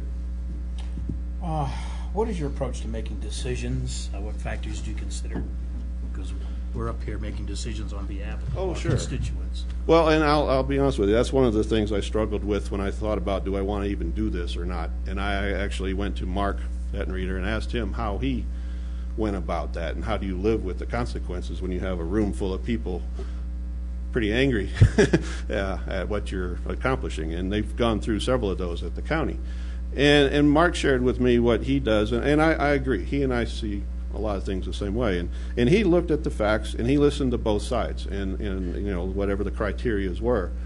And he tried to make the best decision that he could based on the law and maybe history or whatever. But he tries very hard to not use a gut or emotional reaction to a decision. Even if he's against it philosophically, he looks at the criteria as it's presented, and if it's, you know, the criteria is met, that's how he votes. If he feels like it's not been met, then he may vote the other way. But I like to think I try to do the same kinds of things as best I can. I know there are going to be some gray areas from time to time, but I like to think I look at the facts and make the best choice possible based on the facts, not what my wife would have said. As an example. None of us would be here if that was the case. Other questions from council? Yes, Bob. Yeah, I've asked this question of all the other candidates, and some questions you may hear this evening are posed from a particular interest area or whatever from a council member, but hopefully none of the responses are, in a sense, a litmus test. We just want your honest feeling on subjects. My main area of interest is the desire for an aquatic center for Woodland Park. And so what is your view regarding this possible amenity for the citizens of Woodland Park? Well, I got involved with that several years ago. Kind of involved. I talked to Beth Cosley a while back when that was being first talked about, and actually was thinking about approaching that organization from a fundraising consultant point of view. On the surface, I think having the aquatic center is attractive, but whether it's viable and whether or not it doesn't become a burden to the city to pay for it, I question that. I've seen these aquatic centers in other communities when I've been a fundraiser, and many of them turned into white elephants. They were attractive and shiny and good intentions, but many of them were not financially viable and were actually a big problem. So, again, I'd love to have one for my own family, but whether it's viable and was sustainable, I don't know. I'm not sure in this community we have the resources to keep something like that, at least not at the levels I've seen as far as renderings and plans. I just don't know that we can support that. Follow-up questions, anyone? One more question. John, Amendment 64, the passage of that constitutional amendment in November allowed the possession of recreational marijuana, but it also allowed for municipalities to opt out of the sale and manufacture of it. And we recently voted on that in council. Mm-hmm. How do you think you would have voted on our decision to opt out of the sale? Well, I had a feeling that might come up. I wasn't sure. I'm not a smoker of any kind, but I work with a number of them up there in the Cripple Creek area, as you might imagine. I don't have a problem if somebody wants to have it, but I don't know that as a council we should support that. I know it's a real dichotomy here, but I'm not against people if they want to do that in their own private home or whatever. But I would probably vote against having it here in town. I see what it's done down in Old Colorado City, and they're on every corner.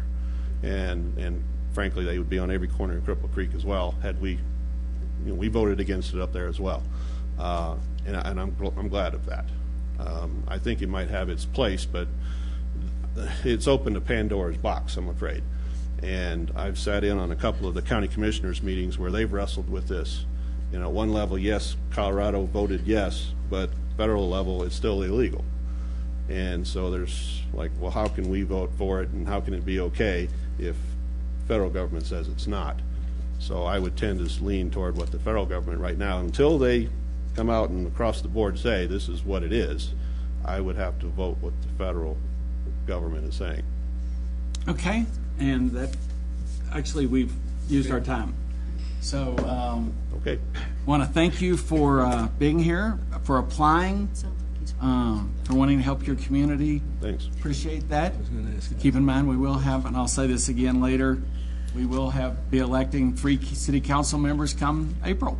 Yeah, that's good to know. So, all right. Well, thanks for having me. Appreciate thanks very much. I wasn't Appreciate expecting you. there to be 5. Appreciate it. Thanks, guys.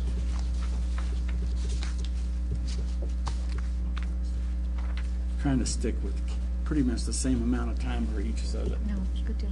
keep it kind of balanced. So you got to decide your priorities. That's right.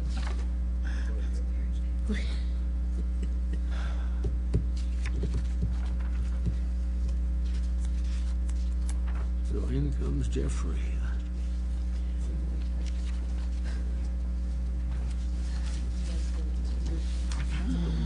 I see that. Welcome. Thank you. Please state your name and address for the record. Okay, I'm Jeff Watson. I live at 405 Sunny Glen Court here in Woodland Park. And if you could give us, up to about 2 minutes of what you'd like to tell us right now about your application for city council member. Okay. Let's see, I retired from the government about 8 years ago. Came here to Woodland Park.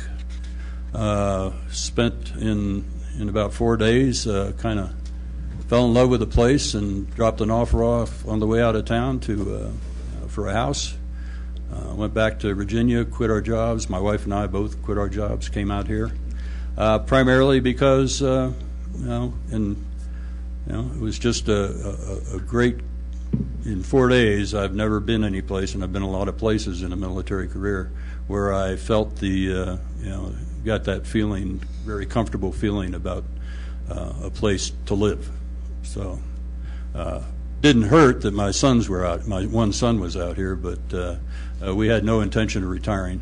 So, came here, bought the house, and one thing that I was able to do here that in the space of my military career and the consulting career after that I was not able to do given the place I lived and the hours that I worked, was to get involved in the community. One short stint in Alexandria as my housing representative to what was comparable. There was a representative to what was comparable to our planning commission that was basically set up to protect the environments of Mount Vernon, so where we heard cases like we hear in the planning commission. In any case, it got me in. I had an opportunity, I thought, to get involved, so that's what I did, set out to do that. So as I mentioned in my write-up, some time with the search and rescue group, some time with, a lot of time, and still with the Help the Needy organization here in town. And then had the opportunity about 18 months ago to get involved with the Planning Commission. That was, just a great opportunity, I thought. I've enjoyed that tremendously. Then I had the opportunity via the Planning Commission to go to the Municipal League, Colorado Municipal League conference in Vail, and got exposed to a lot of neat things that I'm going to cut you short. Cut me off? on that 'cause Okay, we do so, need to get the so that questions. got me enthusiastic, and so here I am. Okay? Okay? And we'll start with Carol. Jeff, you've mentioned several times in your application letter that you're familiar with the comprehensive plan, the city's comprehensive plan, and its use as a guiding tool for actions taken here within the city council and the planning department as well. Do you recognize any areas that, it's a dynamic document, do you recognize any areas that we need to improve in the next version of the comprehensive plan? Yeah, I think it's probably, in seeing the things that have come through the Planning Commission, I think it's due an update that I think,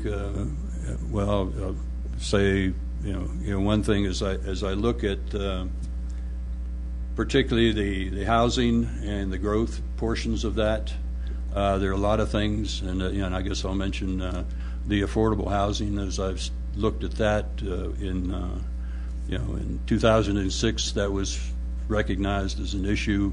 The update in 2011 that was still an issue with the numbers about the same and maybe even getting worse. And I suspect that if we took a survey again today, we would probably see some of the same things. So I think to me that's an issue that needs to be kind of focused on. Are we really serious about that in resolving that issue? Given the lack of progress, I think that, and if we're not, well, then I think the plan needs to be adjusted. And that's amazing. I think we're doing great. It's a great plan. As a former planner in the Air Force, why that's that meets by any standard. That's a great plan. It's actionable, and which is really good. Thanks. Okay. John? In the application, which you did not fill out, and you weren't required to, but there is a question there regarding what do you think are the three most pressing issues facing the council today? Okay. Well, I think first, the Planning Commission just sent to you folks our prioritizations out of the matrix. And 5 out of 7 of us pointed to water as a top issue, and I was one of those 5 that singled out a couple of water projects there. I think water, if all the scientific projections are accurate, and we're facing an extended period of drought, water is going to be always an issue in the West, but it's going to be more pressing, I think, for a town that's looking to grow, for a town that's looking to attract people. So those initiatives that the plan talks about potential reservoirs close to Woodland Park, I think are and finding other resources committed. And I think that's my number one. I would say. I think maybe it's more of a pressing need than when the plan was written, given the environmental situation. Second, reiterate, the next group of priorities we had a lot to do with about housing and growth, and core to those was the issue of affordable housing. I think that, like I said earlier, I think that would be my second issue. I think we really need to decide whether we're serious about affordable housing and react accordingly. Third, I have kind of 2. One's fire mitigation. Our plan does not talk a lot about fire. Despite the Hayman fire, doesn't talk a lot about fire mitigation. I know we do a lot of stuff, but my concern is from the perspective of development, in that I think given the Hayman fire, Waldo Canyon, now Black Forest, we get a reputation or the image that this is a dangerous place to live, that that might frustrate both tourism and development and people moving to the area. It might be an inhibitor. So I think in some fashion we need to think about how we, maybe expand our mitigation efforts. Certainly communicate to the outside world that we're serious about making this a safe place to live. The plan doesn't talk much about that. We talk about public safety, but specifically about mitigating fire, it does not do much about that. And as I say, kind of a tie, when I was at the conference, I attended a session that I thought was really neat and had to do with broadband communications. And they threw some really dazzling slides on up there that showed the difference between fiber optic nowadays and and what we, or at least I was used to be great if you could get a T1 line into your organization. And the difference in speeds. Okay. We're going to need you to stay focused because we have other questions with a limited amount of time, please. Okay, sure. So anyhow, they drew a good relationship between that and economic development. Now, I don't know what our backbone is here, but it certainly was impressive to me. Yeah, and we'll say that in answering the questions, it's real important that you answer the questions, stay focused. Okay. Otherwise, we won't get all the questions in, and we won't be able to evaluate I'll be as quick. well. All right. So, what do you see as the basic responsibilities of the city government, the most important things that we need to be doing as a city for our citizens? Public safety, number one. Maintaining an environment that makes people want to live and stay here.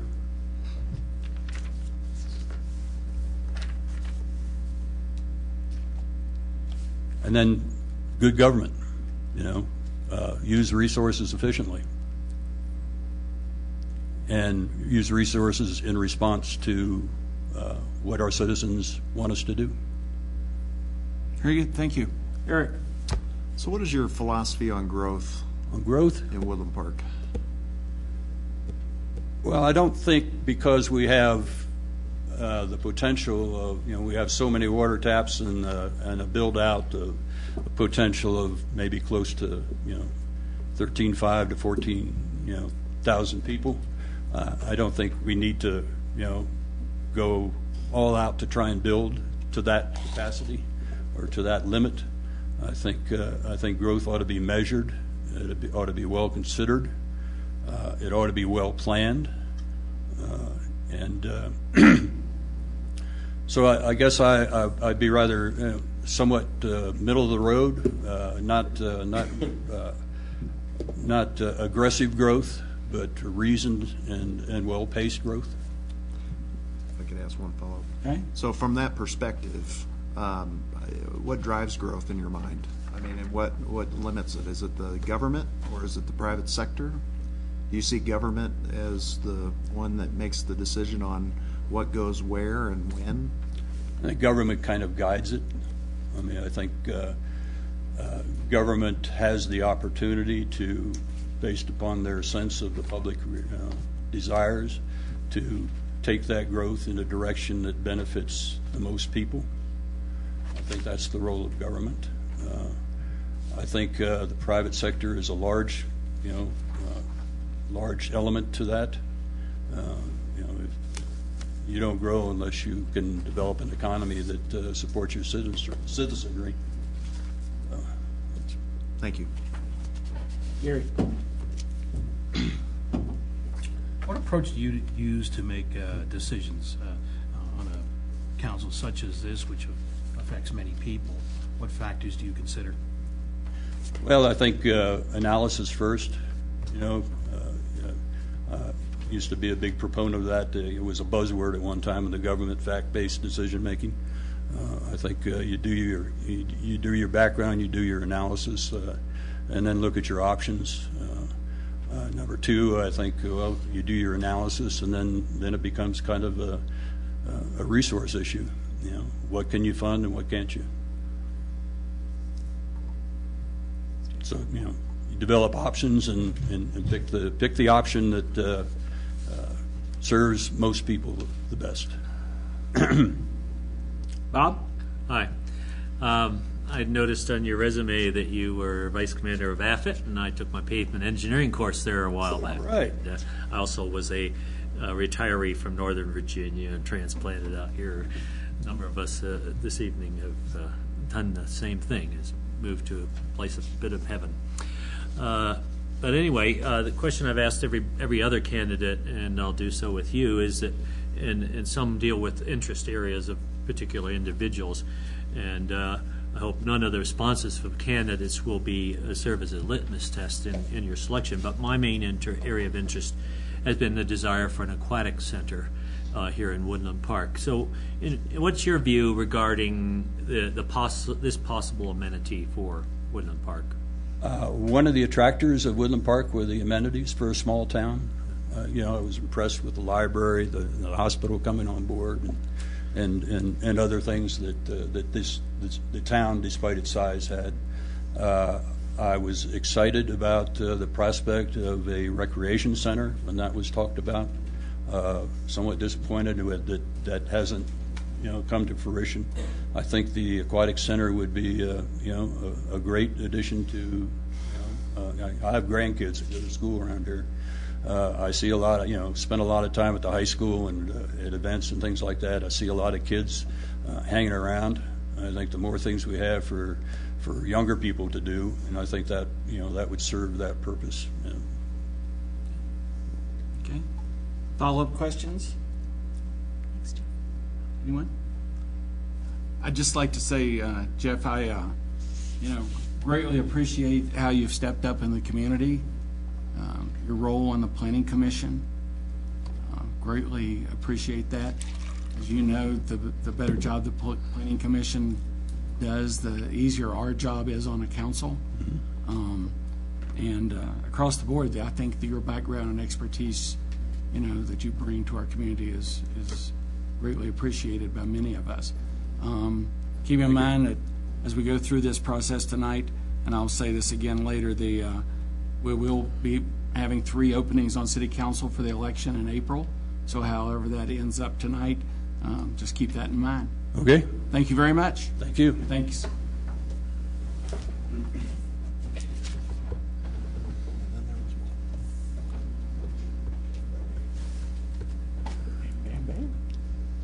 Good job, Mr. Mayor.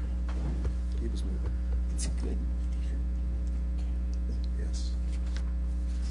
This kid didn't get his commission. Talked with. Yeah.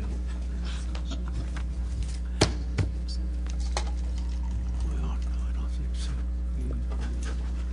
He explains to me it's kind of the pool. He just got. Stephen, welcome. Good evening. Please state your name and address for the record, please. Yes, I'm Stephen Yoxheimer. I live at 1411 Eagle Trace Court. And then if you could spend just about 2 minutes telling us what you'd like to tell us at this point as opening remarks. Okay, so I've had the pleasure of meeting some of you on council and working through the planning department. I recently graduated from Colorado State University with a degree in political science and sociology. I grew up in Woodland Park, moved here back in '03. I went to the Woodland Park Middle School, onto the high school, and then was off a few years of college. So now that I'm back and I'm living here for more than 10 years, got to see the community grow and develop, and just really looking to get involved, become more a part of the community, and especially what better an opportunity to work with City Council. Okay, so we're going to start our questioning with John. Stephen, when I talked with you a few weeks ago, I thought you told me that you were waiting for a call from the Navy, and you weren't certain when that might come. So if the Navy were to call you next week, would you be reporting somewhere and you wouldn't be available to fill this council position? I actually had the opportunity to talk to them a few days ago, and I applied for the pilot boards, as I told you, and I actually did not meet the deadline for this board selection over this summer, so it is going back into the boards again soon. But they're thinking that I'm going to be sometime next year, like in May, in that time period. So I will be here for the duration for this vacancy. You're reasonably certain of that? Really certain. Like I said, I contacted them through email and a phone call, and unless a miracle happens and a spot does open up, which would be greatly appreciated, but they're pretty set on May of next year. All right. Okay. What do you see as the basic responsibilities of a city government? What is it, the basic things that we need to do in a city government to support our citizens? Yes, Mayor. My response to that would be representation of Woodland Park. So being on city council, back when I came back, I got to look, at council meeting an outstanding team, but I believe that it, I wouldn't say lacks, but an improvement that could happen is having someone represent the younger population of Woodland Park, so being a youth representative. And so that's where I'm kind of leaning into, and that's the primary reason I want to be here, is to represent them through actions and stuff like that. Okay. Eric? On your application, you mentioned growth and development as one of the pressing issues related to Woodland Park. What is your philosophy on growth as it relates to Woodland Park? Growth for Woodland Park.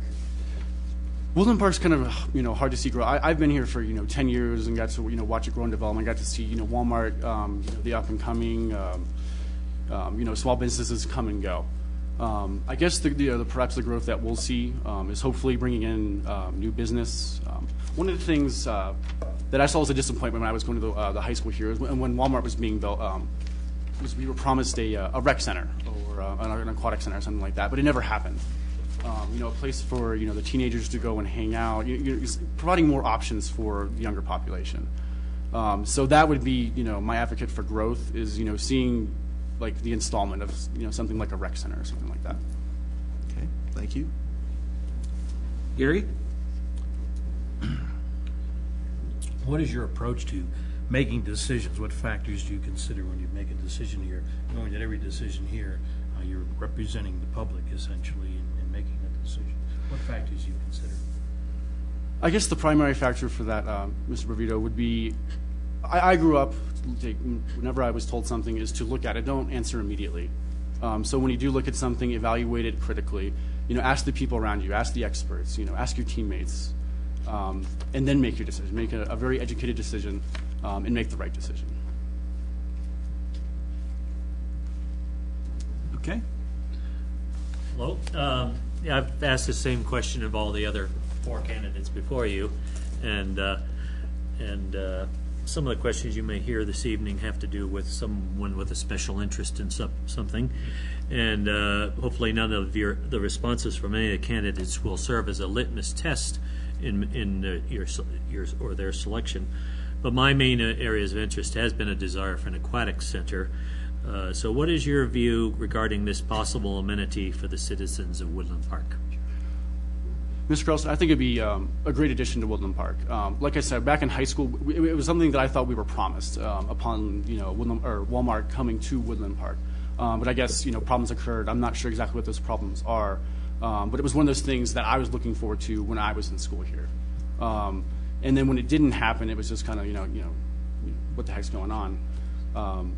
But like, if it was an aquatic center, I go swimming every weekend. I, wanted to be on the swim team and all that good stuff, but I had to go all the way down to Manitou, and just to go swimming and stuff like that. We have smaller pools, like I think at the Country Lodge and stuff like that, but nothing that would enable the community to actually use regularly. Carol?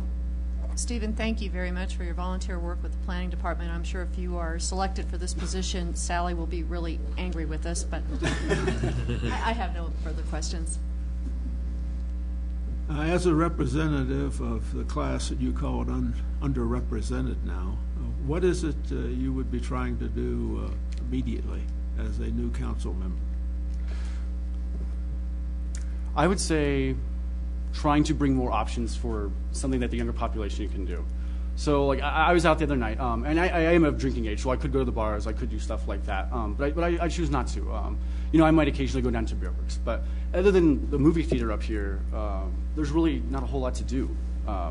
There used to be a bowling alley, but I think that got shut down a few years back, and I believe a family up here, the Corzequas, are trying to build another one. But like I said, it's one of those things that's a timely process. So one of my first order of business is trying to provide more options, more activities for the youth of Woodland Park to do, providing more facilities and hopefully get the resources to back that up. All right. So I guess I will ask a question because I think I'm very involved with youth-related things. So what do you think the role of government is, the city government, in taking those steps to provide things for youth? The role of government versus the market and businesses in providing these things. What do you see the role of government being? Well, of course, I would say that we have to back these up. The Woodland Park government up here has the resources to be able to back it up. I know in the past few years it has been slimmed down and the budget's not where it normally is at. But to get the resources behind that to increase these activities, we got Meadowwood up here, which is great. I go play soccer almost every day at the turf field, which was a great addition. And in the wintertime, I use the ice rink. So getting the resources behind that to promote those and to get them built, I believe would be the role of it. And us as city council have to make that happen because we're the ones that represent the population here in Woodland Park. Okay. Any other questions from council? Okay, I'd just say I really appreciate the fact that you applied for the position. I will, depending upon what I'd say for you for your future, that we will have 3 openings on city council elections in April. Yes, sir. So that'll be going on, and depending upon what's going on in your life, you can take a look at that, and I'll say that again in a little bit. But thanks for the work that you're doing here. Thanks for coming back to Woodland Park. And thanks for applying for the position. Thank you. Stephen, if you'll have a seat. Mr. Mayor, I'll get the other applicants, and then we'll review the process very quickly and begin that deliberation.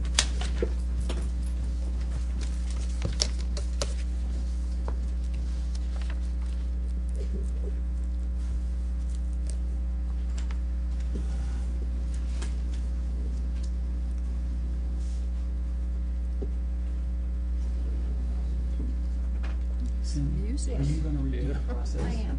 Okay.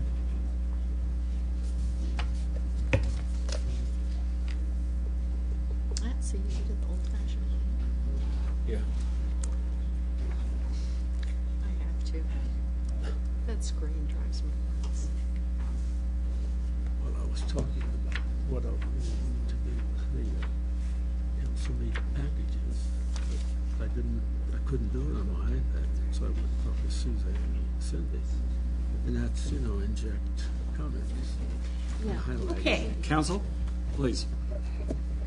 First, just so that there isn't any question, the public notice that was provided to each of the applicants and to each of you that was published in the newspaper, on Facebook, on Channel 10, and on the city's website requested letters of interest citing qualifications and specific motivations for wanting to serve must be submitted to the city council via the city clerk. The application was not a requirement, just so everyone knows. I have spoken to a couple of you about that. Secondarily, our process tonight has also been provided to each of you and to each of the applicants, and I'd like to just take a moment to review that. The process, now that the interviews have been concluded, short of any other deliberation that you may have, will be as follows. We will distribute blank paper ballots with each council member's name at the top. Remind you again that this is allowed by your own city charter. Each council member will vote for one candidate of their choice and write the name on the ballot. The ballots will then be collected and read out loud. If one candidate receives a majority of the present council members, there are 6, so that means 4, balloting is complete and that candidate is appointed. If no candidate receives 4 votes, then a second ballot will be necessary. For the second ballot, the candidate with the least number of votes after the first ballot is eliminated from consideration. On the second ballot, a majority vote, again 4, would elect the candidate. And if there is a tie vote, the matter is tabled until the next regular meeting or a special meeting set by the city council.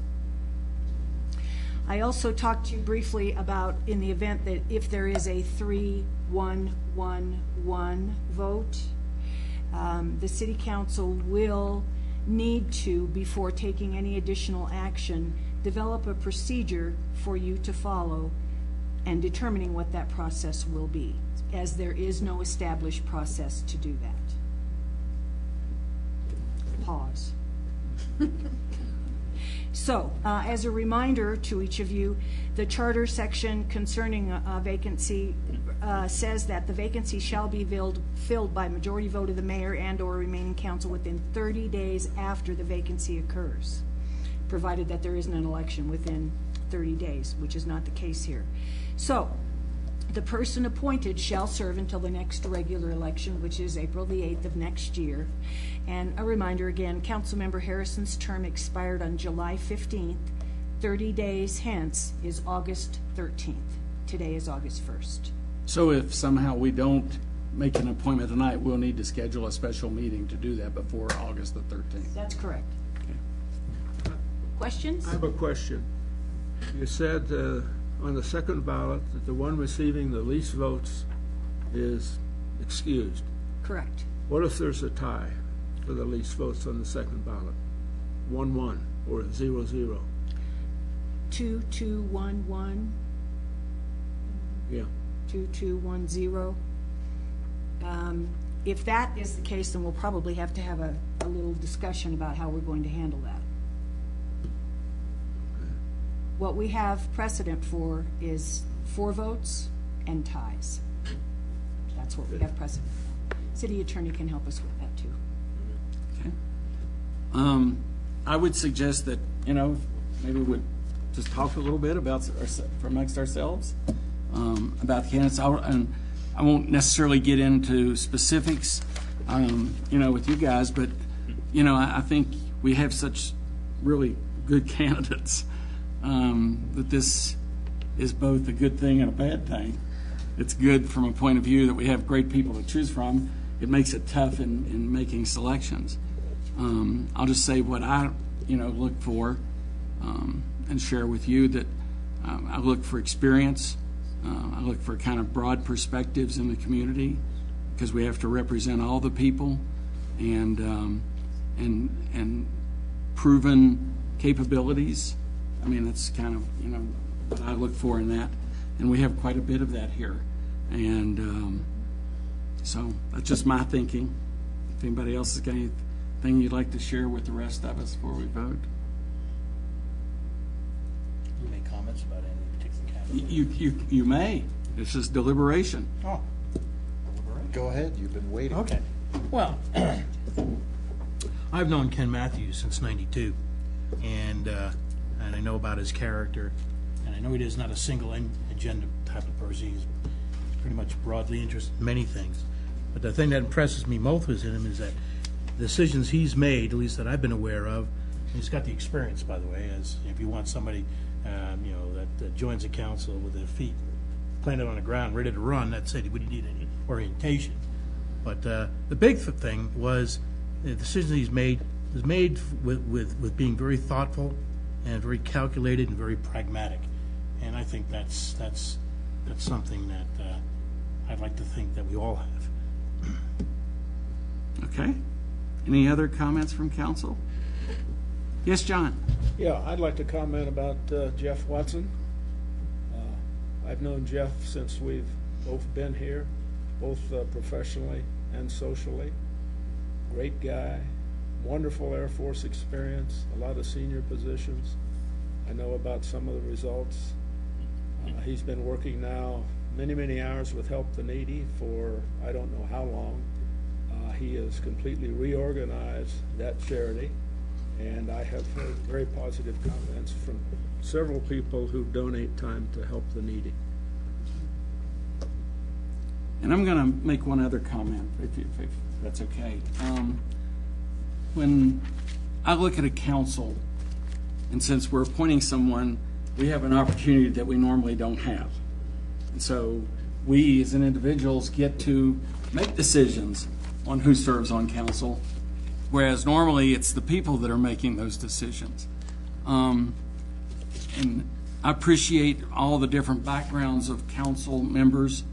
And one of the things I'll just say, and it kind of falls to actually a couple of folks here, is somebody that's kind of from the business community in town and represents that, has perspectives on it, and can bring that to our deliberations. For me, that weighs. I mean, I've talked to Debbie and folks in the chamber that I'd like to see, people from the businesses in town be up here. I mean, quite a few of us are federal government retirees or federal government workers. And to be candid, since it's my opportunity to speak, I'd like to see our council be broader than that. That's my wish. Okay? Yeah, I'll just follow up by saying I think it's outstanding that we have 5 great candidates. And so the very difficult thing for us to do is to pare it down to 1. And these are the toughest decisions that unfortunately I've had to make being on council, but you got to make a decision. I echo the things that the mayor said. I believe that we've got a great group of folks that have a lot of experience in the federal sector. I think that's wonderful. I'm not one of them. And I do appreciate all the sacrifices and things that have been made throughout the years for those that have served our country, whether working for the federal government or in the military. But that said, I do believe that some diversity from a private sector standpoint is something that makes some sense, that provides some balance. And so and the second piece of that is I also think, as I look at the council and I think about when Terry left, Terry was the old guy here, older guy, and I don't mean that by age, but he had 9 years of experience. And as I look around council, I'm the old guy, which is kind of funny. So I believe that having some experience on council, experience in the community, somebody who's been here and done it will actually, once again, provide some more diversity and diversification. I support, based on that, Ken Matthews. That's who I will be voting for. And as the mayor has said, and I'm sure he'll say it again, and he said it to all of you, there is an election coming up. I think that all of you would make great candidates. And unfortunately, like I said, this is a tough decision that has to be made, but that's where I stand. Okay. Yes, Bob. Since we're talking on behalf of individuals, I do want to speak on behalf of Steve Yoxheimer. I've known him since 9th grade. He was a buddy of my son in school, and I've watched him grow up and go off to college, and they both became political scientists, whatever that is. But one afternoon he was visiting and wanted to know, he was already volunteering with the planning department and wanted to know a little more about city government. And I'm for the position of we need to encourage diversity. And we are basically all retired federal employees, and you've spoken on that already. So I thought maybe this is a good chance to get him before he's a federal employee, and get some view of the young people of this town, because really, as Stephen said, there's not a lot for them to do, and so I think having that perspective. Now, as far as trying to get him support at the Aquatic Center, no. I said, you're your own man. Do whatever you think is best for your age group or whatever. But I wanted to encourage anybody to run for city council. When we ran last time, we were unopposed, and that is terrible. Okay, so whenever I run across somebody that wants to run for city council, I says, yeah, do it. And so that's the utmost of importance. There is just to get that civic interest in it. Okay. Any other comments? I'm just looking forward to April. I think it's going to be great. I do too. Let's have a vote.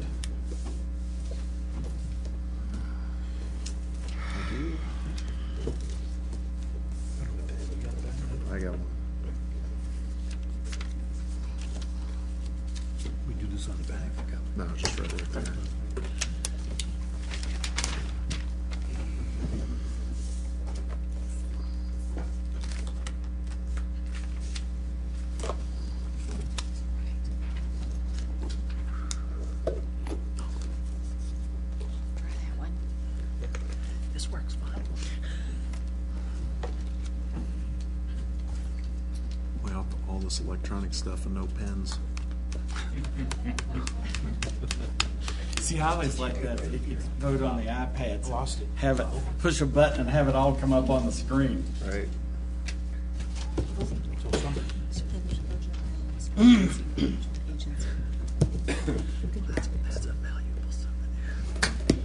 I'll now read this into the record.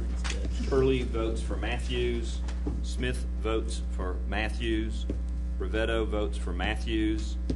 Carlson votes for Yoxheimer. Harvey votes for Watson. Schaefer votes for Watson. So we have 3, 2, and 1. So pursuant to our process, Mr. Yoxheimer is eliminated, excused, and then we'll have a second ballot. And the candidates to be selected from are Matthews, Nacarado, Matthews and Watson. Thank you.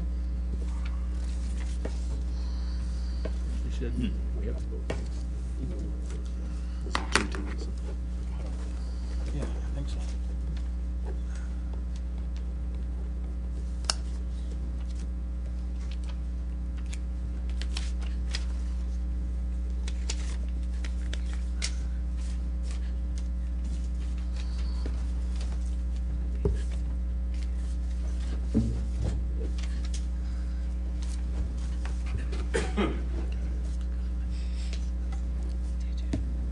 Turley votes for Matthews. Smith votes for Matthews. Rivetto votes for Matthews. Carlson votes for Watson. Schaefer votes for Watson. Harvey votes for Watson. Mr. Mayor, we'll need to set a special meeting prior to August 13th. And along those lines, if I might, I am going to be out of town, let's see here, next Wednesday through, I got to pull up a calendar here. And as you're looking at that, Mayor Pro Tem, Council, just remember that our process is that if there's a tie vote, as it states here, it goes to the next regularly scheduled meeting or a special meeting. That's a little bit different. This tie doesn't go to the runner, or a tie isn't a loss. It is tie gets deferred. And so we kick the can down the road and we set a special meeting and we have additional deliberations. Perhaps council would want to have greater in-depth interviews with these two candidates. We can establish the process as you desire. Any thoughts from council? I mean, so could we do additional deliberation tonight and vote? You know, I wish I could say yes, because I think it would allow us to get through the process a bit. So I'm going to pause for a second before I say something I'll regret later and turn to our city attorney. It is. It is. Yeah. Your process that governs what to do in the event of a tie is a resolution. You can it's not an ordinance. You could it's a rule, essentially. It's a rule of procedure that you've adopted by resolution. You could suspend that rule for the evening if you desire. So you do have the option of suspending that rule and continuing your deliberations tonight. I'd make a motion that we suspend the rule and continue our deliberations tonight with the hope that we come to some conclusion. Second. Having a motion and a second to suspend that rule and continue deliberation and take another vote. Any discussion? Let's take a vote on that. Okay, the motion is to suspend the rule in resolution number 339 and then continue deliberations. Schaefer? Yes. Smith? Yes. Turley? Yes. Brevetto? Yes. Carlson? Yes. Harvey? Yes. Thank you. Motion carries unanimously. Could we do some additional questioning of the applicants? Absolutely. Would you all like to do that, or do you feel you have enough information? I think we're going to have to do something. Yes. Maybe we should take a quick little break Yeah. and then we can do that. Let's do a couple-minute break. I think that's a real good idea, and then we'll decide how we're going to proceed. We'll take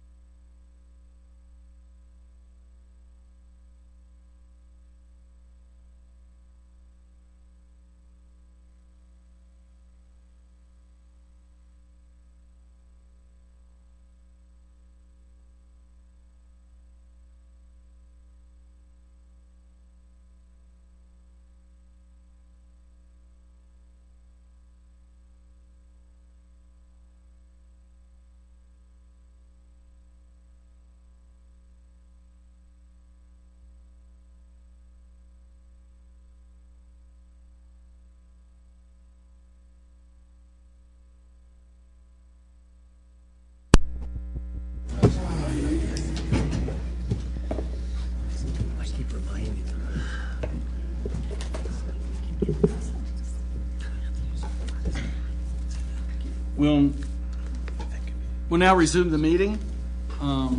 Any input from legal or from our city manager at this point? I have thoughts, but I'll listen first. The process is yours. We're told that the winning applicant has to have a majority of the sitting council, which means that 4 votes are absolutely necessary for a candidate to win. You can ask additional questions. You can probe deeper. You can then take another vote. You can ask a candidate if they would like to withdraw from the contest. You can do almost anything that you want to as it relates to this. Cindy has 3 piles of blank ballots, so if it runs past 3, we're going to have a logistics problem, but we can handle that. Okay. So really the process is yours. Okay. I have thoughts, but I'll take suggestions before from council. Anything that you would, how you would like to proceed? Would you like to hear more from the candidates? Would you like for us to deliberate more? Yes, Bob. I think at least in my case, I would like to at least explain my decision. Okay. And just as a, an opening up. So, if anybody else wants to, they can, but if they don't before. Well, if we're going to deliberate a little bit, go first and then we'll. Well, I did listen to what you said on the experience factor and being from the private sector, having run a business, several businesses, and some through difficult economic times. And I also appreciate Ken's green building efforts. I was involved in writing, developing the LEED criteria for the United States and the U.S. Green Building Council. So I have a soft spot in my heart for that. And anybody that tries to make some money in that business too, it's hard. So I've taken that into the consideration. But both individuals are outstanding. Jeff? Bob, I am going to interrupt. I would like for you to talk to us, okay, and not the audience, because we're the ones that have got to make a decision, and we're the ones that need to be convinced. Okay. Well, I'm not sure I'm trying to convince anybody. I'm just trying to explain my... share, but please share it with us, okay, so that we can take that. Okay, so I better preach to this side because right now I'm speaking on behalf of Ken. Jeff, of course, also has an outstanding career, but in this case, he's probably got a little mark against him because the rest of us are retired federal or DOD employees, basically, and so maybe we to have that diversity. So I think I'm probably leaning in the direction of Ken for this second time around. So. And I'll just say in that, you heard me say previously, I think that in the council members that we have, even though many of us worked in the federal government in different aspects, I think each of us bring different perspectives, different views.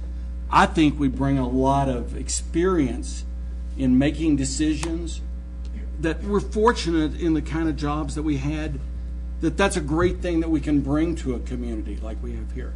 So I don't want that comment about, having worked in the federal sector to be a negative thing. I think that's really a positive thing that we bring to this. And it is varied, but that's still where we sit. And what, for me, even though we bring all those things, I still see that gap out of kind of the business community in town that I think would make us a broader council and give us a broader perspective on some things. I'm not saying you can't address those issues. I like to think I can address what Steve had with youth, but not the same as somebody that's there. That I can address the business issues because of things I do in the business community. But again, I'm not there. And so, the people that are there bring a different perspective and because they're living that. And not only does Ken have that, but he brings all that experience. So, that's just where I'm at on that. And I would really like to see us resolve this tonight. If I may, I'd like to call for a vote. Okay. Second it. What do we have? Okay. Call on the question. We'll take a vote. Call on the question. Okay. Thank you. Should we have an opportunity to ask questions of the two candidates? We were suggesting whether or not we wanted to, but I need to get a consensus from council that the majority would want to do that again for additional information. I don't feel I need it, to be candid. Okay. But do you guys? I never want to stifle discussion. No. I mean, if John wants to ask more questions, Well, but again, that's one person, but I just want to see, again, it's a group, it's a body, and we decide whether or not we want to be here and go through that or not, to be candid. So, I mean, you have more questions you wish to ask that would help you? I will withdraw then my call for the question. Okay. Well, not to belabor this, but, you know, I mean, maybe we should just take a straw poll here and see if we just want to vote or ask more questions, because, I mean, I think I heard the mayor say he doesn't need to ask any more questions. I don't need to ask any more questions.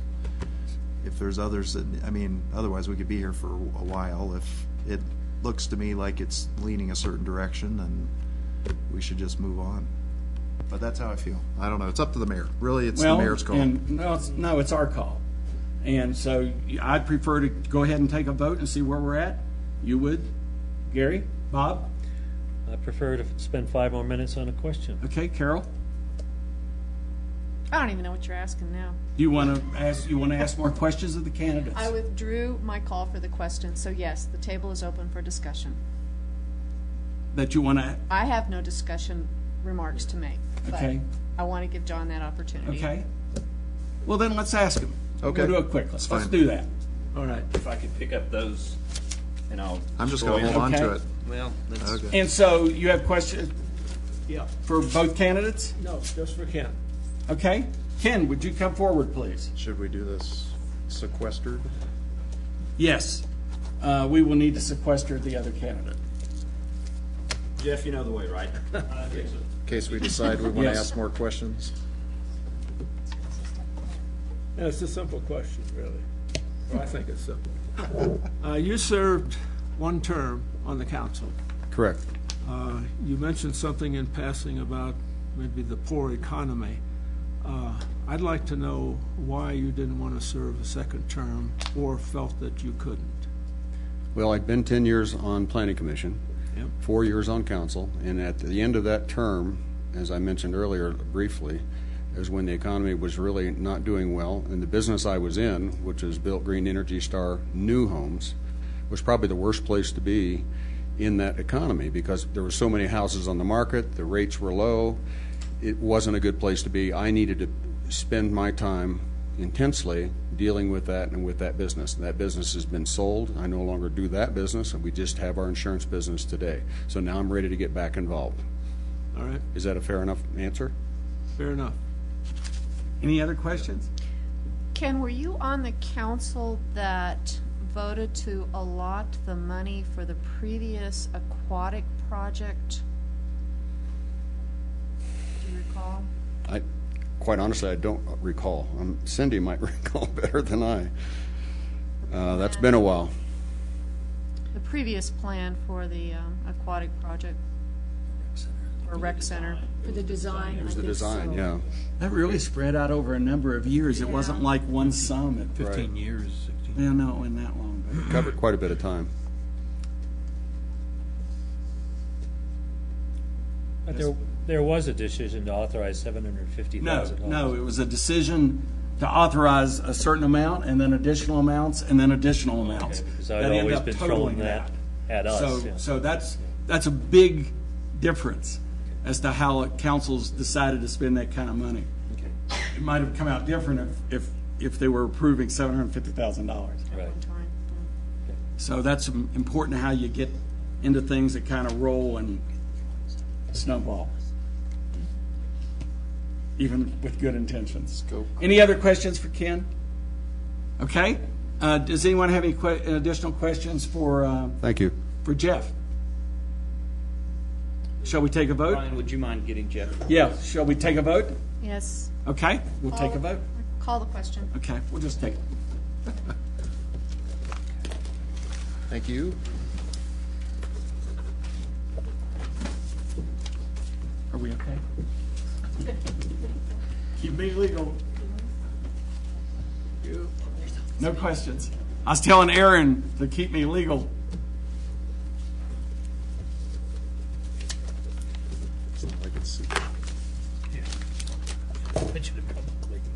I've got 3 of them here. Okay. We're trying to be efficient.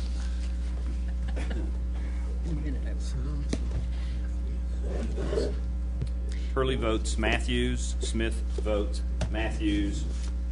Ravetto votes Matthews. Carlson votes Matthews. Harvey votes Matthews. Schaefer votes Watson. Okay. And say the magic word, Cindy. Ken, would you join me at the podium, please? And while Ken's coming up, I do just want to reiterate how much I greatly appreciate all of the people, the individuals who applied. We've said it, but it's worth saying again, exceptional candidates, exceptional applicants that are making such great contributions to our community. And I really, really strongly encourage all of these individuals to run for the election in April and let the citizens speak as to who they'd like to see on city council. Because in that election, the seats will be open. John will be running again. That seat will be open. Eric's seat, and then this seat. So those are the 3 positions, and those 3 individuals, if they want to continue in those positions, will need to run. Bob and Gary and Carol will be in the middle of their term and will continue. And of course, the mayor will be running for election because that's only for 2 years. Okay? Raise your right hand and repeat after me, please. I, Ken Matthews, I, Ken Matthews, do solemnly swear do solemnly swear that I will support the Constitution of the United States that I will support the Constitution of the United States and of the state of Colorado, and of the state of Colorado, the charter and ordinances the charter and ordinances of the city of Woodland Park, of the city of Woodland Park, and that I will faithfully perform and that I will faithfully perform the duties of the office of city council the duties of the office of city council upon which I'm about to enter. on which I'm about to enter. I need you to sign right here.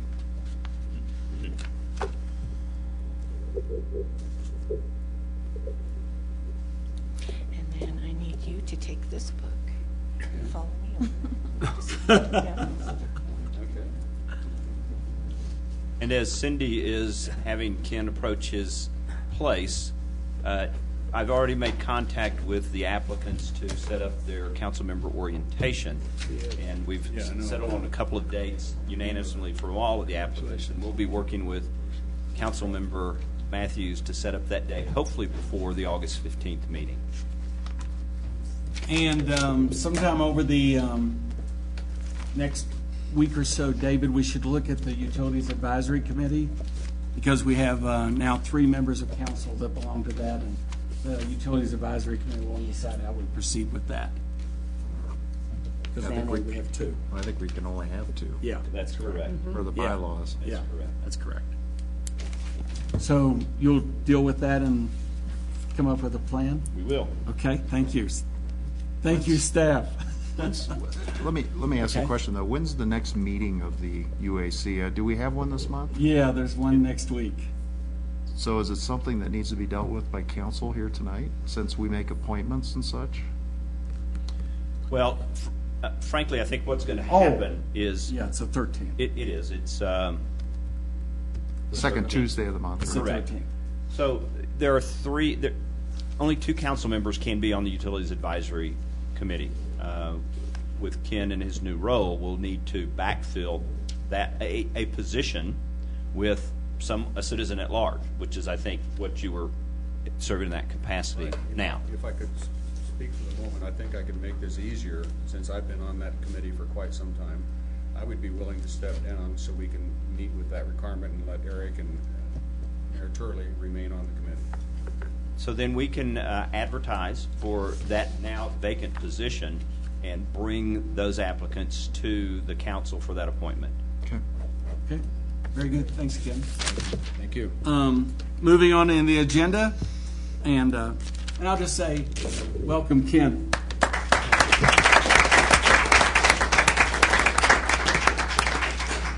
We'll now move into reports. I will state that the artwork that we have over here from the RE2 school district is by Cassidy Gamble from the Woodland Park Middle School. She's a 6th grader. And again, we're pleased to display those and elevate your education in the city above the clouds. We have several events coming up. Again, the city farmers market continues. Just been a great farmers market. If you haven't been there, you really need to hit it. It continues through the end of August, and that's 7 a.m. to 1 p.m. right out here on Henrietta and Center. Saturday, big weekend coming up. August the 3rd is the 6th annual Vino and Notes Wine, Food, and Jazz Festival. That's in Memorial Park, 12 noon to 6 p.m., and there are discounted tickets for military and first responders. Saturday, August the 3rd and Sunday, August the 4th is the 8th annual Critter Fest. 9 to 4 on Saturday, 10 a.m. to 3 on Sunday. Wolves, hedgehogs, and more at the Dinosaur Resource Center. And I'll just say at my baseball tournament that I had this week with all the families coming in from all over the state out at Meadowwood, one of the coaches had his little 3-month-old son and took him to the Dinosaur Center and then was out showing us pictures of the little kid next to the dinosaurs. It was pretty cool. And Saturday, August the 3rd and Sunday, August the 4th is the Mountain Arts Festival. That's 10 to 5 in the UPass Cultural Center, and that's free. Also, the event at the Dinosaur Resource Center is free. Saturday, August the 10th is the 24th Annual Mayor's Cup 5K and 10K and Kids Fun Runs. Contact Park and Rec for more info, 687-5225. And as I've said before, there's 2 ways that you can get the cap for that race.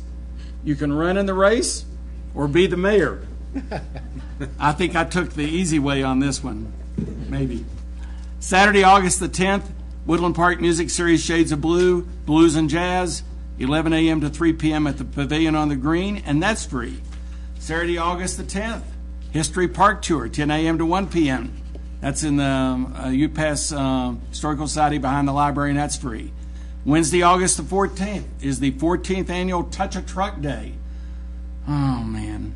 And I'm in PPACG that day. Annual Touch a Truck Day. Big equipment, Army trucks, emergency vehicles, and maybe a helicopter. And that's out at Meadowwood Sports Complex from 10 a.m. to 12 noon, and that's free. Bring the kids. Stop out and see that. That is just a fun time, and I hate that I missed that. I love going and touching big trucks. Thursday, August the 15th to Sunday, August the 18th, the Woodland Park Rock and Gym Show.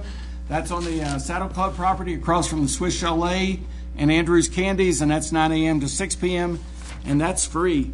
And everybody, I would just say that we did have our American Legion State Baseball Tournament, the varsity out at Meadowwood last Thursday through Sunday. Just an amazing tournament. Probably the championship game on Sunday was the best high school baseball game I've ever seen. And Liberty in Colorado Springs beat Meade by a score of 10-9 in an extra inning, and the lead kept changing. But I will tell you the reason I'm really bringing that up even more is the feedback that I got from the number of people that were in town on the things going on in our town and how great our town was amazing. So I heard a lot from people, wow, why don't you organize an invitational baseball tournament next June and invite teams in, and so some of the local families and some of us are going to talk about that, and it could bring some additional business in. It's a lot of work doing that stuff, but we'll see what we can do. But people had a great time. Eric? Nothing tonight. Yeah, I want to say something positive. There's a couple of things that were set up here that I recognize the fact that there aren't enough things here for the teens to do up here, but I tell you what, I've recently been at Meadowwood Center, Meadowwood Sports Complex, and there are baseball games going on, 3 rings, 3 soccer games going on, tennis going on. That's an incredible complex. We are doing something, and I think we are doing something good. I don't want to disperse that we're not doing anything, because that's an incredible complex. And I wasn't aware of that until I visited it, and, you know, because having exchange students helps, I guess, because try to get them involved. But my gosh, there's a lot of people out there all the time. You're right. So we are doing something. Okay. Oh, yeah. Okay. Bob? I'll second what Harry said. I went out to see some of the baseball games, there you go. and just after I parked my car, one of the guys hit a foul ball, and it like landed right between my car and the next one was smart. So I thought that was lightning striking. Well, see, I'll have a comment on it.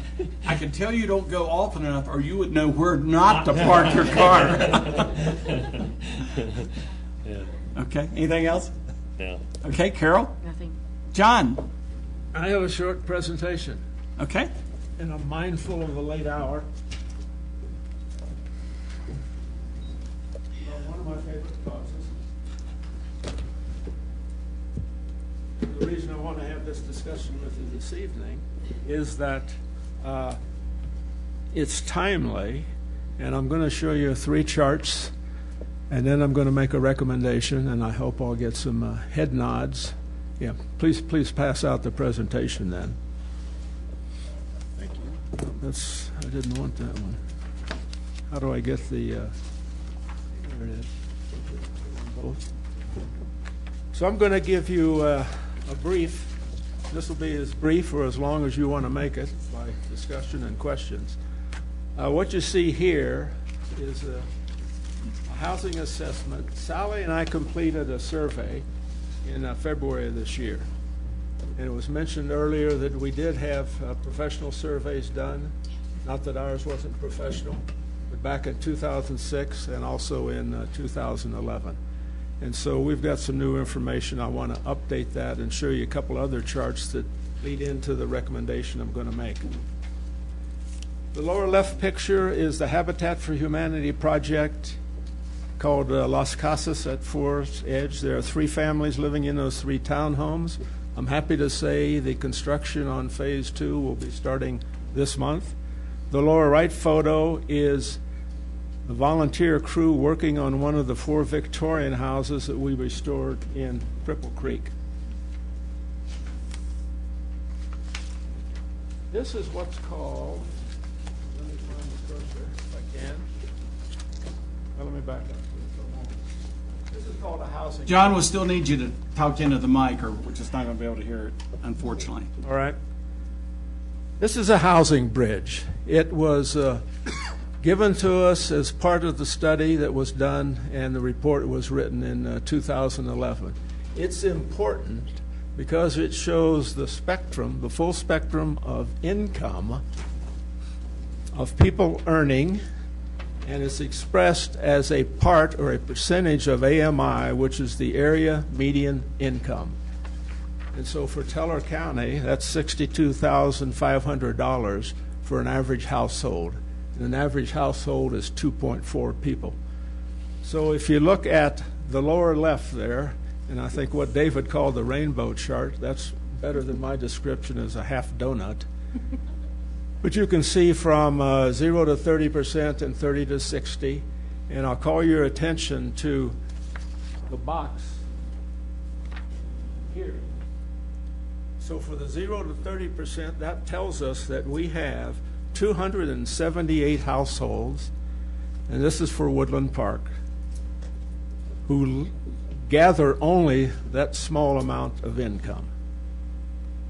And as you look your way around that housing bridge, you will see that what's called middle income, which is 80 to 120% of income, we're looking at 655 households.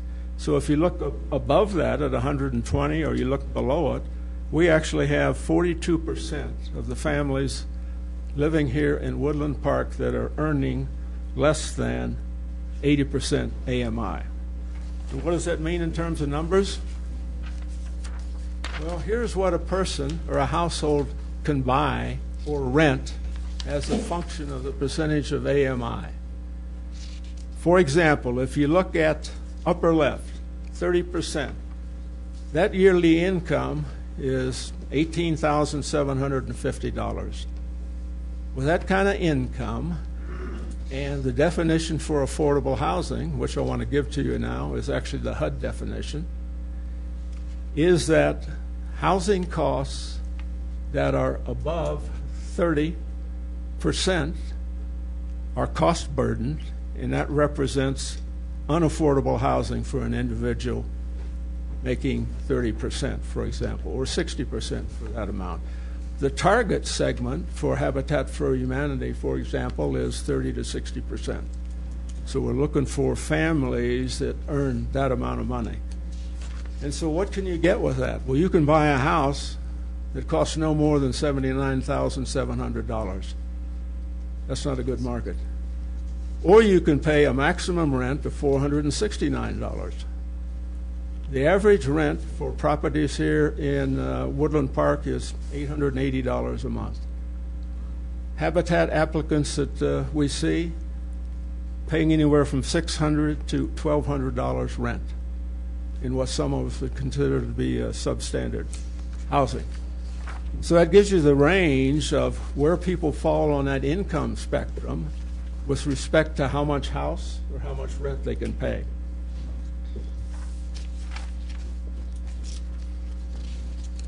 We've been working recently. I've had an advisory group helping me as we look at ways to attack this affordable housing challenge, and we've developed some options. This is one that I'm calling AH, Affordable Housing Option Number 1.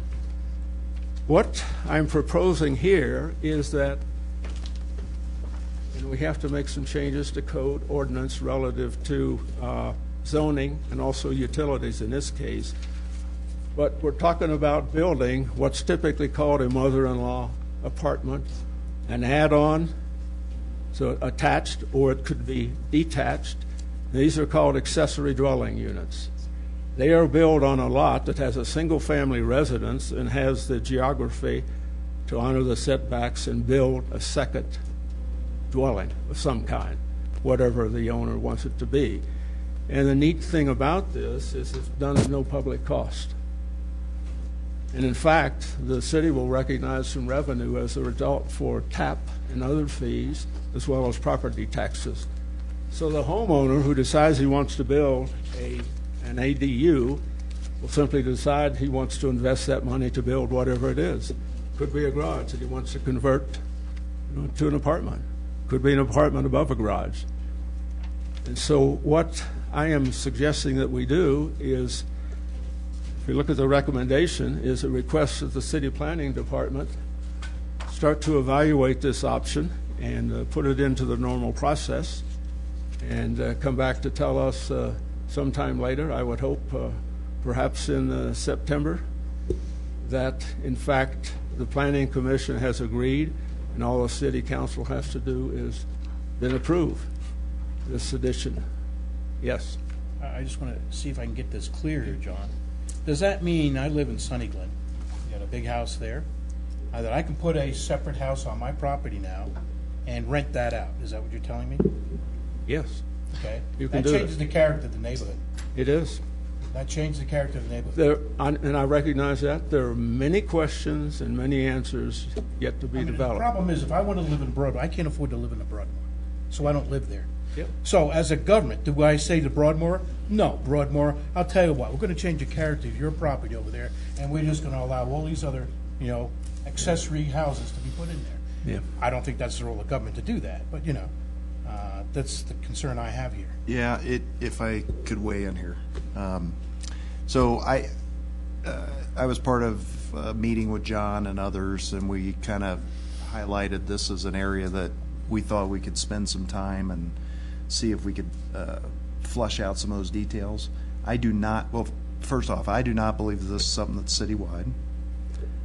I do not believe that this is something that it won't fly in your neighborhood because you have covenants. Covenants won't allow it. You can't enforce covenants in my neighborhood. Well, but anyway, there are a lot of ways that we can tackle this. Typically, you see this type of thing in the downtown, denser areas. I lived in an apartment that was above a garage in Orlando, Florida. That once again was in the older neighborhood. It was the downtown, and so I guess I would suggest, I like the idea of looking at it. I think there's ways to control it. I think you can look at it from a zoning perspective, and it can only be in a certain part of town. I mean, there's a lot of ways we can really draw lines around things and look at this. I would like to see. Well, my concern now, obviously, I live in a, it's going to affect. If a guy wants to put an outhouse in his yard, it's going to decrease the value of my house in my neighborhood. And I spend an awful lot of years to work hard in order to live where I live. Yep. And I don't want that to deteriorate. Yeah. And that's an obvious question. What the statistics show us that, and this is not an original idea. I mean, this ADUs, called by other names, have been around for decades, maybe even longer. Let me talk about a sample. There are many communities and municipalities in Colorado that have already permit ADUs. There are on the order of what statistics show, one of these done for every 1,000 housing units per year. So it's not like everyone's going to rush out because it requires an investment on the part of the homeowner in order to do this.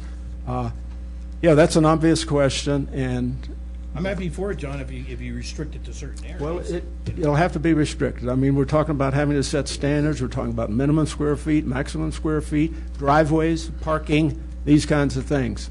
Yeah. What I'm looking for is a go-ahead to tell Sally and her crew, yeah, go take a look at it, see what other communities are doing, see how it might apply here. And in fact, it was looked at many years ago here. Yeah. Bob? Thank you. Yes, John. I have recent experience in both ends of the spectrum. My daughter was looking for an apartment, okay, and among her age group, she's mid-20s, 20, what is she, 27, I guess. Anyway, that age group is the ones that are the retail, the teachers, the fire, all of this, and they can't afford housing in Woodland Park, okay? So I've become acquainted with that particular problem.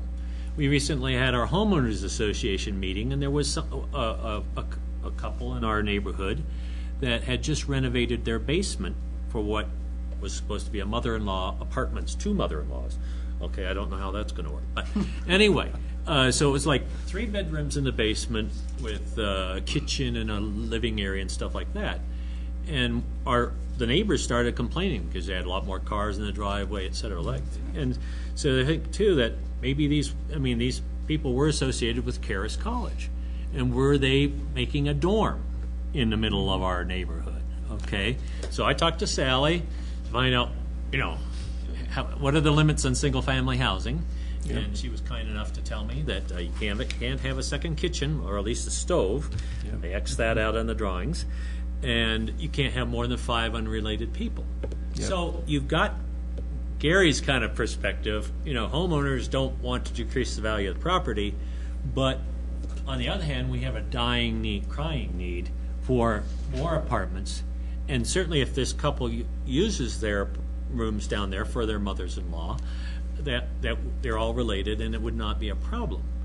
And so I support the need for what you're proposing here and what Eric is supporting, and that we need to at least look into the issue.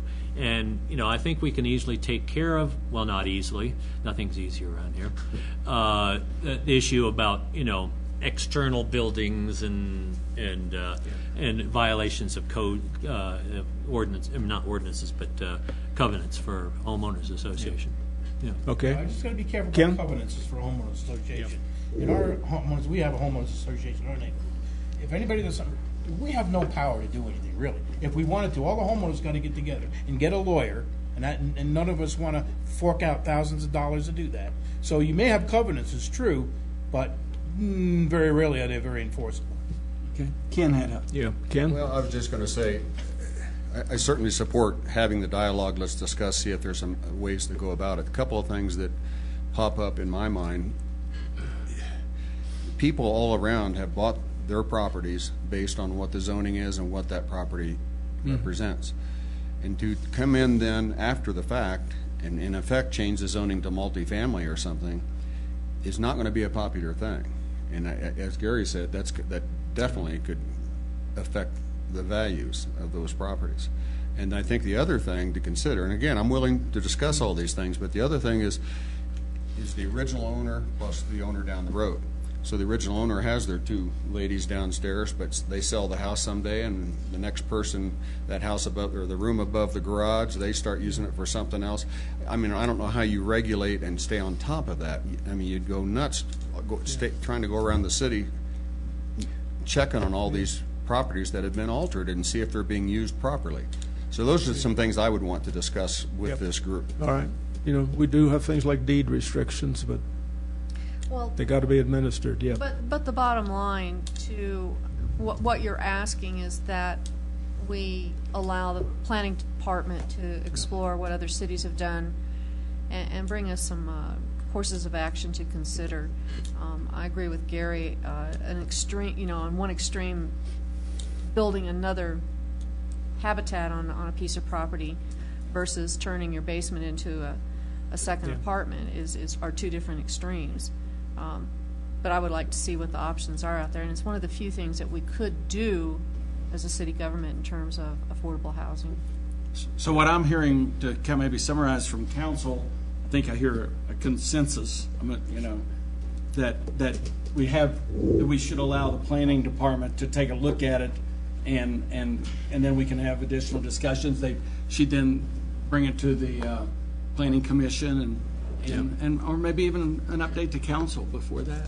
And what I might suggest is, rather than spend a lot of time as it relates to trying to go to planning commission, put things together, maybe we do work session, you know, and we do a work session with, exactly, with the planning commission, and, you know, let's throw out all this stuff and see what happens, and that way we're not spending a bunch of time writing ordinances and fixing things that. And we talked about that, Sally and I, as an option. What are the next steps, on getting their research underway? The concern I have, every time we do this, and we task planning, we're tasking, it's costing us money every time we do this. So you gotta be careful what you task your staff to do. Because it's gonna cost them time, it's gonna cost us money.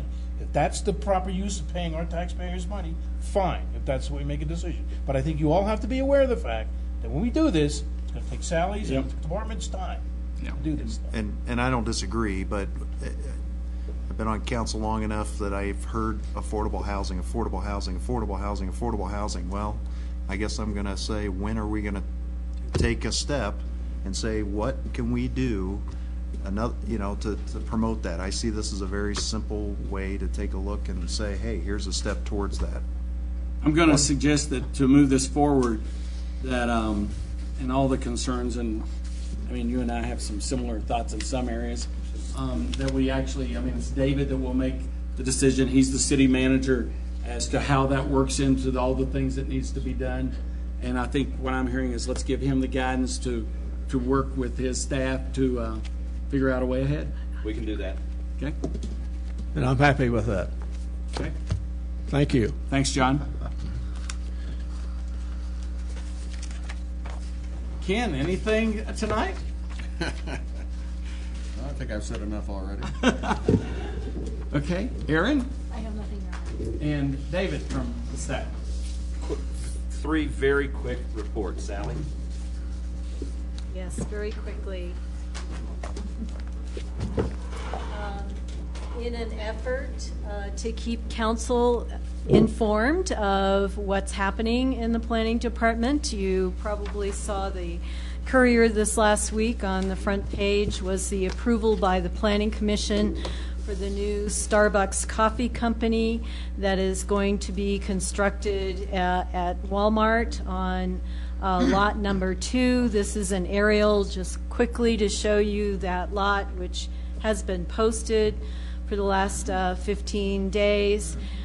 So this will be a great site for the Starbucks facility, and they've done a super job of designing it so that it will be compatible with the Walmart store, and hopefully this will be the catalyst for the other outlots that are there. Does that mean this replaces the other 2 Starbucks we have? So far, we haven't confirmed that. I think that the kiosk inside Safeway will continue to operate, but the one at West Street may be abandoned. But that hasn't been confirmed. Right. So is there, for this development, and I love seeing something going in there, there's nothing, we don't play a role in this. But you said the Planning Commission, did they play a role? They did. What was their role? According to our planned unit development ordinance, the Planning Commission reviews amendments to the PUDs. And it is only the Planning Commission that does that. Okay. And something that is unique with the Walmart PUD was that when that was approved, the council decided that the Planning Commission would review all the architectural design for the outlots and for Walmart. So they also approved the design as well. Sally, will this have any impact on the mobile home park, or is that going to continue to exist? Yeah, this will not have any impact on that. Okay, moving on to the second case. This is a subdivision exemption plat, Woodland Park Plaza, filing number 4. Matt Snow, who owns Snow Performance, just to the north of the Grease Monkey, and AutoZone. He has some property behind his shop, and came to us and said, "I would like to donate that to the city." So we are processing an exemption plat for this property that is adjacent to the Fountain Creek corridor. This is an aerial that shows his facility. Currently, his property is about an acre, a little bit over an acre. The yellow dotted line approximate to the west is about 20,000 square feet that will be donated to the city through this exemption plat process. Lisa is processing this plat. It's an administrative review because the property becomes the city's as open space and will facilitate the improvements to the floodplain. So any questions related to that? What are the financial consequences to the city for that? This is a donation straight out.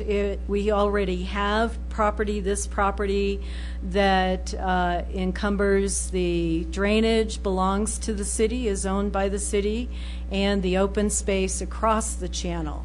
So I guess it would be a little bit of maintenance costs for the open space.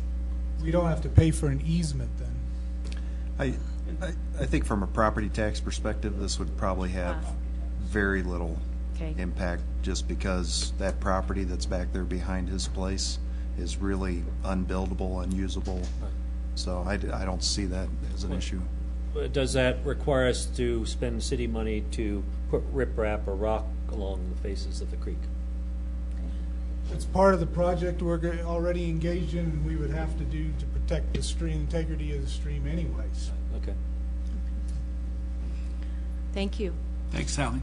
And moving on to Fountain Creek, Bill?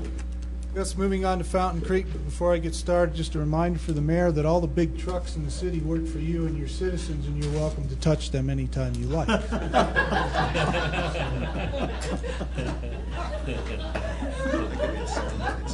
So, Rick, what are you going to do with that?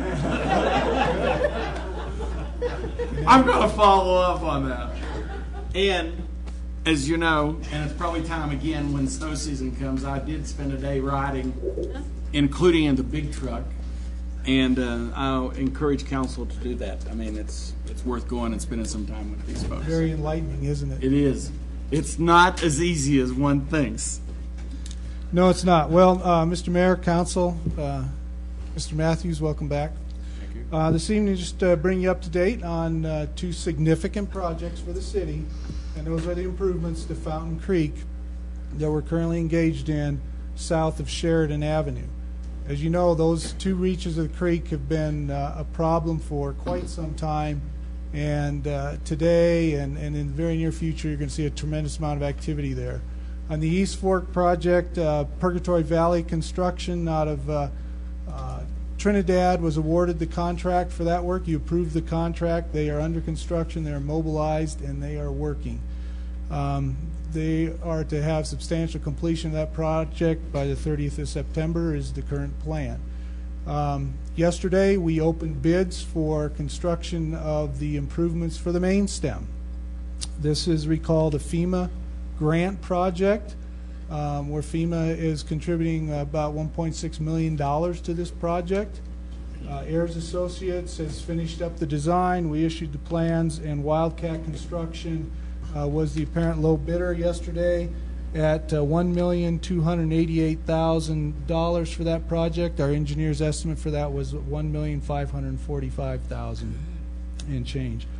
We are awaiting the final permits from the Corps of Engineer and state water quality certification, but those are well underway. We expect to have those almost any day, and then hopefully the next meeting we'll be back here in front of you asking you to approve the contract with Wildcat Construction to get this project moving forward. So it's pretty exciting times. It's been a long time coming, but we're moving dirt and we're fixing the creek.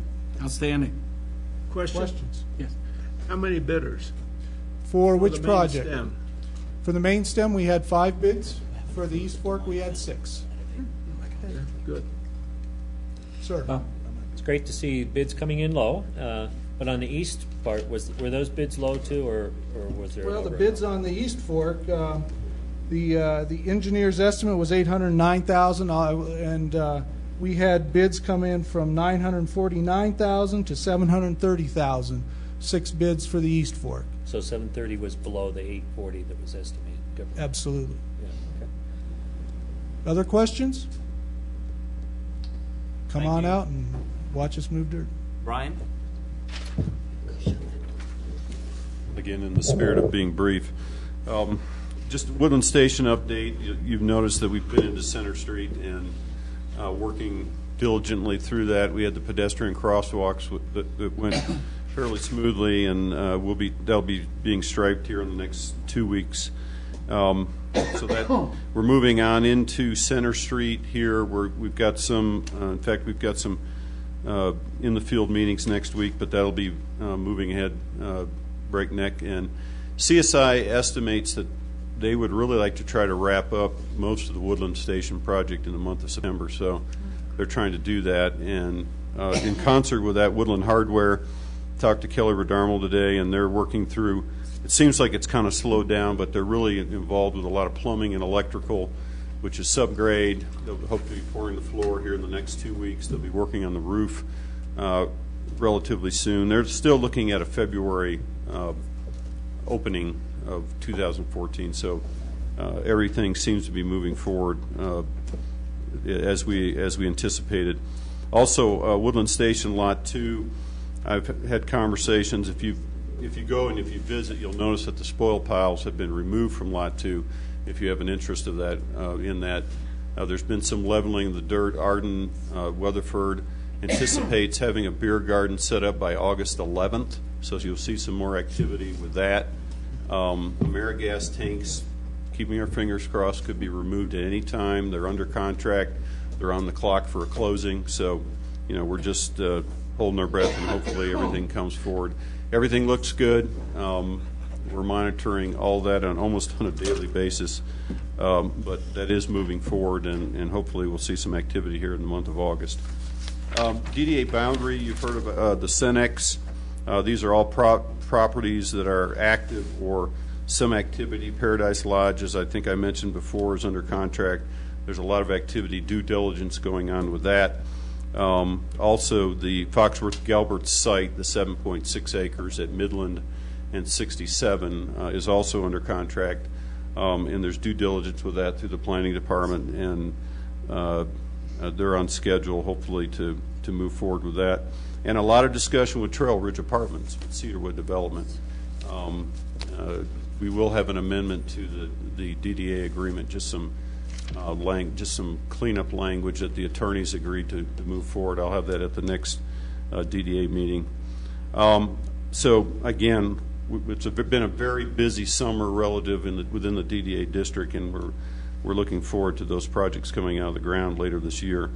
The hospital wanted to report that we've been working in concert with the Hospital Association on a DOLA Energy Mineral Impact Grant. It's a waterline loop that the council may recall is a requirement for any further development in and around the hospital. The city is the applicant. Teller County is a co-sponsor with the match. The total project is approximately $350,000. The county will be matching approximately $210,000. And actually, we submitted that grant today. Clay Brown, our rep, has been working with us on that, and we'll continue discussions as we move forward. So that's been a good county-city project on a major endeavor that down the road will have significant impacts. In the month of August, we'll be hosting the Colorado Housing Finance Agency as it relates to the Willows project, 67 in Valley View, 42 unit. That is an affordable housing project. They'll be meeting with several representatives of the city, including planning, the mayor, city manager, et cetera. They really want to get a feel for what's going on in Woodland Park relating to housing, and it's part of the application project for the tax credit. So we'll be hosting that as we go through. We did get a response on our Main Street application from DOLA. We are now in the queue for a 2014 designation. You'll know that this is generally about a year-long process. Once you wave your flag and say, hey, we're interested in being the Main Street program, one of the things that we're going to do mid-September is have a community assessment from Downtown Colorado Inc., and so that's an ongoing effort that we're working. They work hand in glove with DOLA. We have a committee that we're setting up to foster that initiative, and we'll be moving forward with that. And I'll report more back to council as that proceeds forward. In concert with Deb Miller and the Chamber, Tools for Business, which is if you get on the Chamber site, the right side, Deb, I think I got it. You'll see an icon for Tools for Business. We are co-sponsoring that on the Economic Development website for both Chamber and non-Chamber members, and it is a very, I sat with Deb and went through a primer on this, and it's a hands-on, what do you do if you're starting a business or if you're in business in terms of everything from how to set up that business, state agency representation, local score representation. It's an effort to really coach and to mentor local businesses that are either thinking about starting or that are already in business that can effectively go to the site and spend some time. If you get an opportunity to look at the Chamber, we'll be up and running on the Economic Development site here in the month of August. So a very effective tool that, I'm glad with the initial cooperation from the Chamber and our Economic Development Office, this will be something that we'll be spending some time on more with local businesses. And then finally, there were three of us that sat in Chamber Lunch and Learn with the Office of Economic Management, or Emergency Management, with Steve Steed, Deputy Renee Bunting, as well with the County Sheriff's Department. The Chamber hosted the session. And I want to give a hats off to the Chamber on these Lunch and Learn. If you get an opportunity, or the businesses, we promote those. I've been to several. This particular one talked about Office of Emergency Management in terms of business impact as it relates to any kind of emergency, not just fires. And two that are already active, medical health care stakeholders, public safety, police and fire are active. We're looking at setting up something very similar with the Economic Development Office of the city, OEM with the Sheriff's Department, and also the Woodland Park Chamber, and then coordinating this activity in what they call business impact analysis. And it basically prepares businesses in the event of emergency. And there's a whole host of emergencies. It's not fire. Fire obviously is the one that's front and center. But that'll be an ongoing activity and effort, and we'll report more on that as we move forward. Cool. Any questions, any comments, anything I can address at this point, Council? Very good. Thank you. I guess I'd just like to make one comment. I appreciate that you come forward pretty often and give us updates, and it's great to hear all the great things that are going on in our community. And so thank you for your efforts, and the staff as well, because I know you guys are probably getting inundated at this point. So, but it's exciting. It is. That completes our reports this evening. And we'll make one last comment that next Thursday, myself and David Battery and a couple of staff folks We're going to actually go up with the district ranger into the Waldo Canyon burn area and actually get to see some of the measures that they're taking for flood control and what all's going on up there. So that'll be a good day of update. And Sally Clark, who's one of the El Paso County Commissioners, will be with us that day too. So I'm really looking forward to that, and it should be a good update.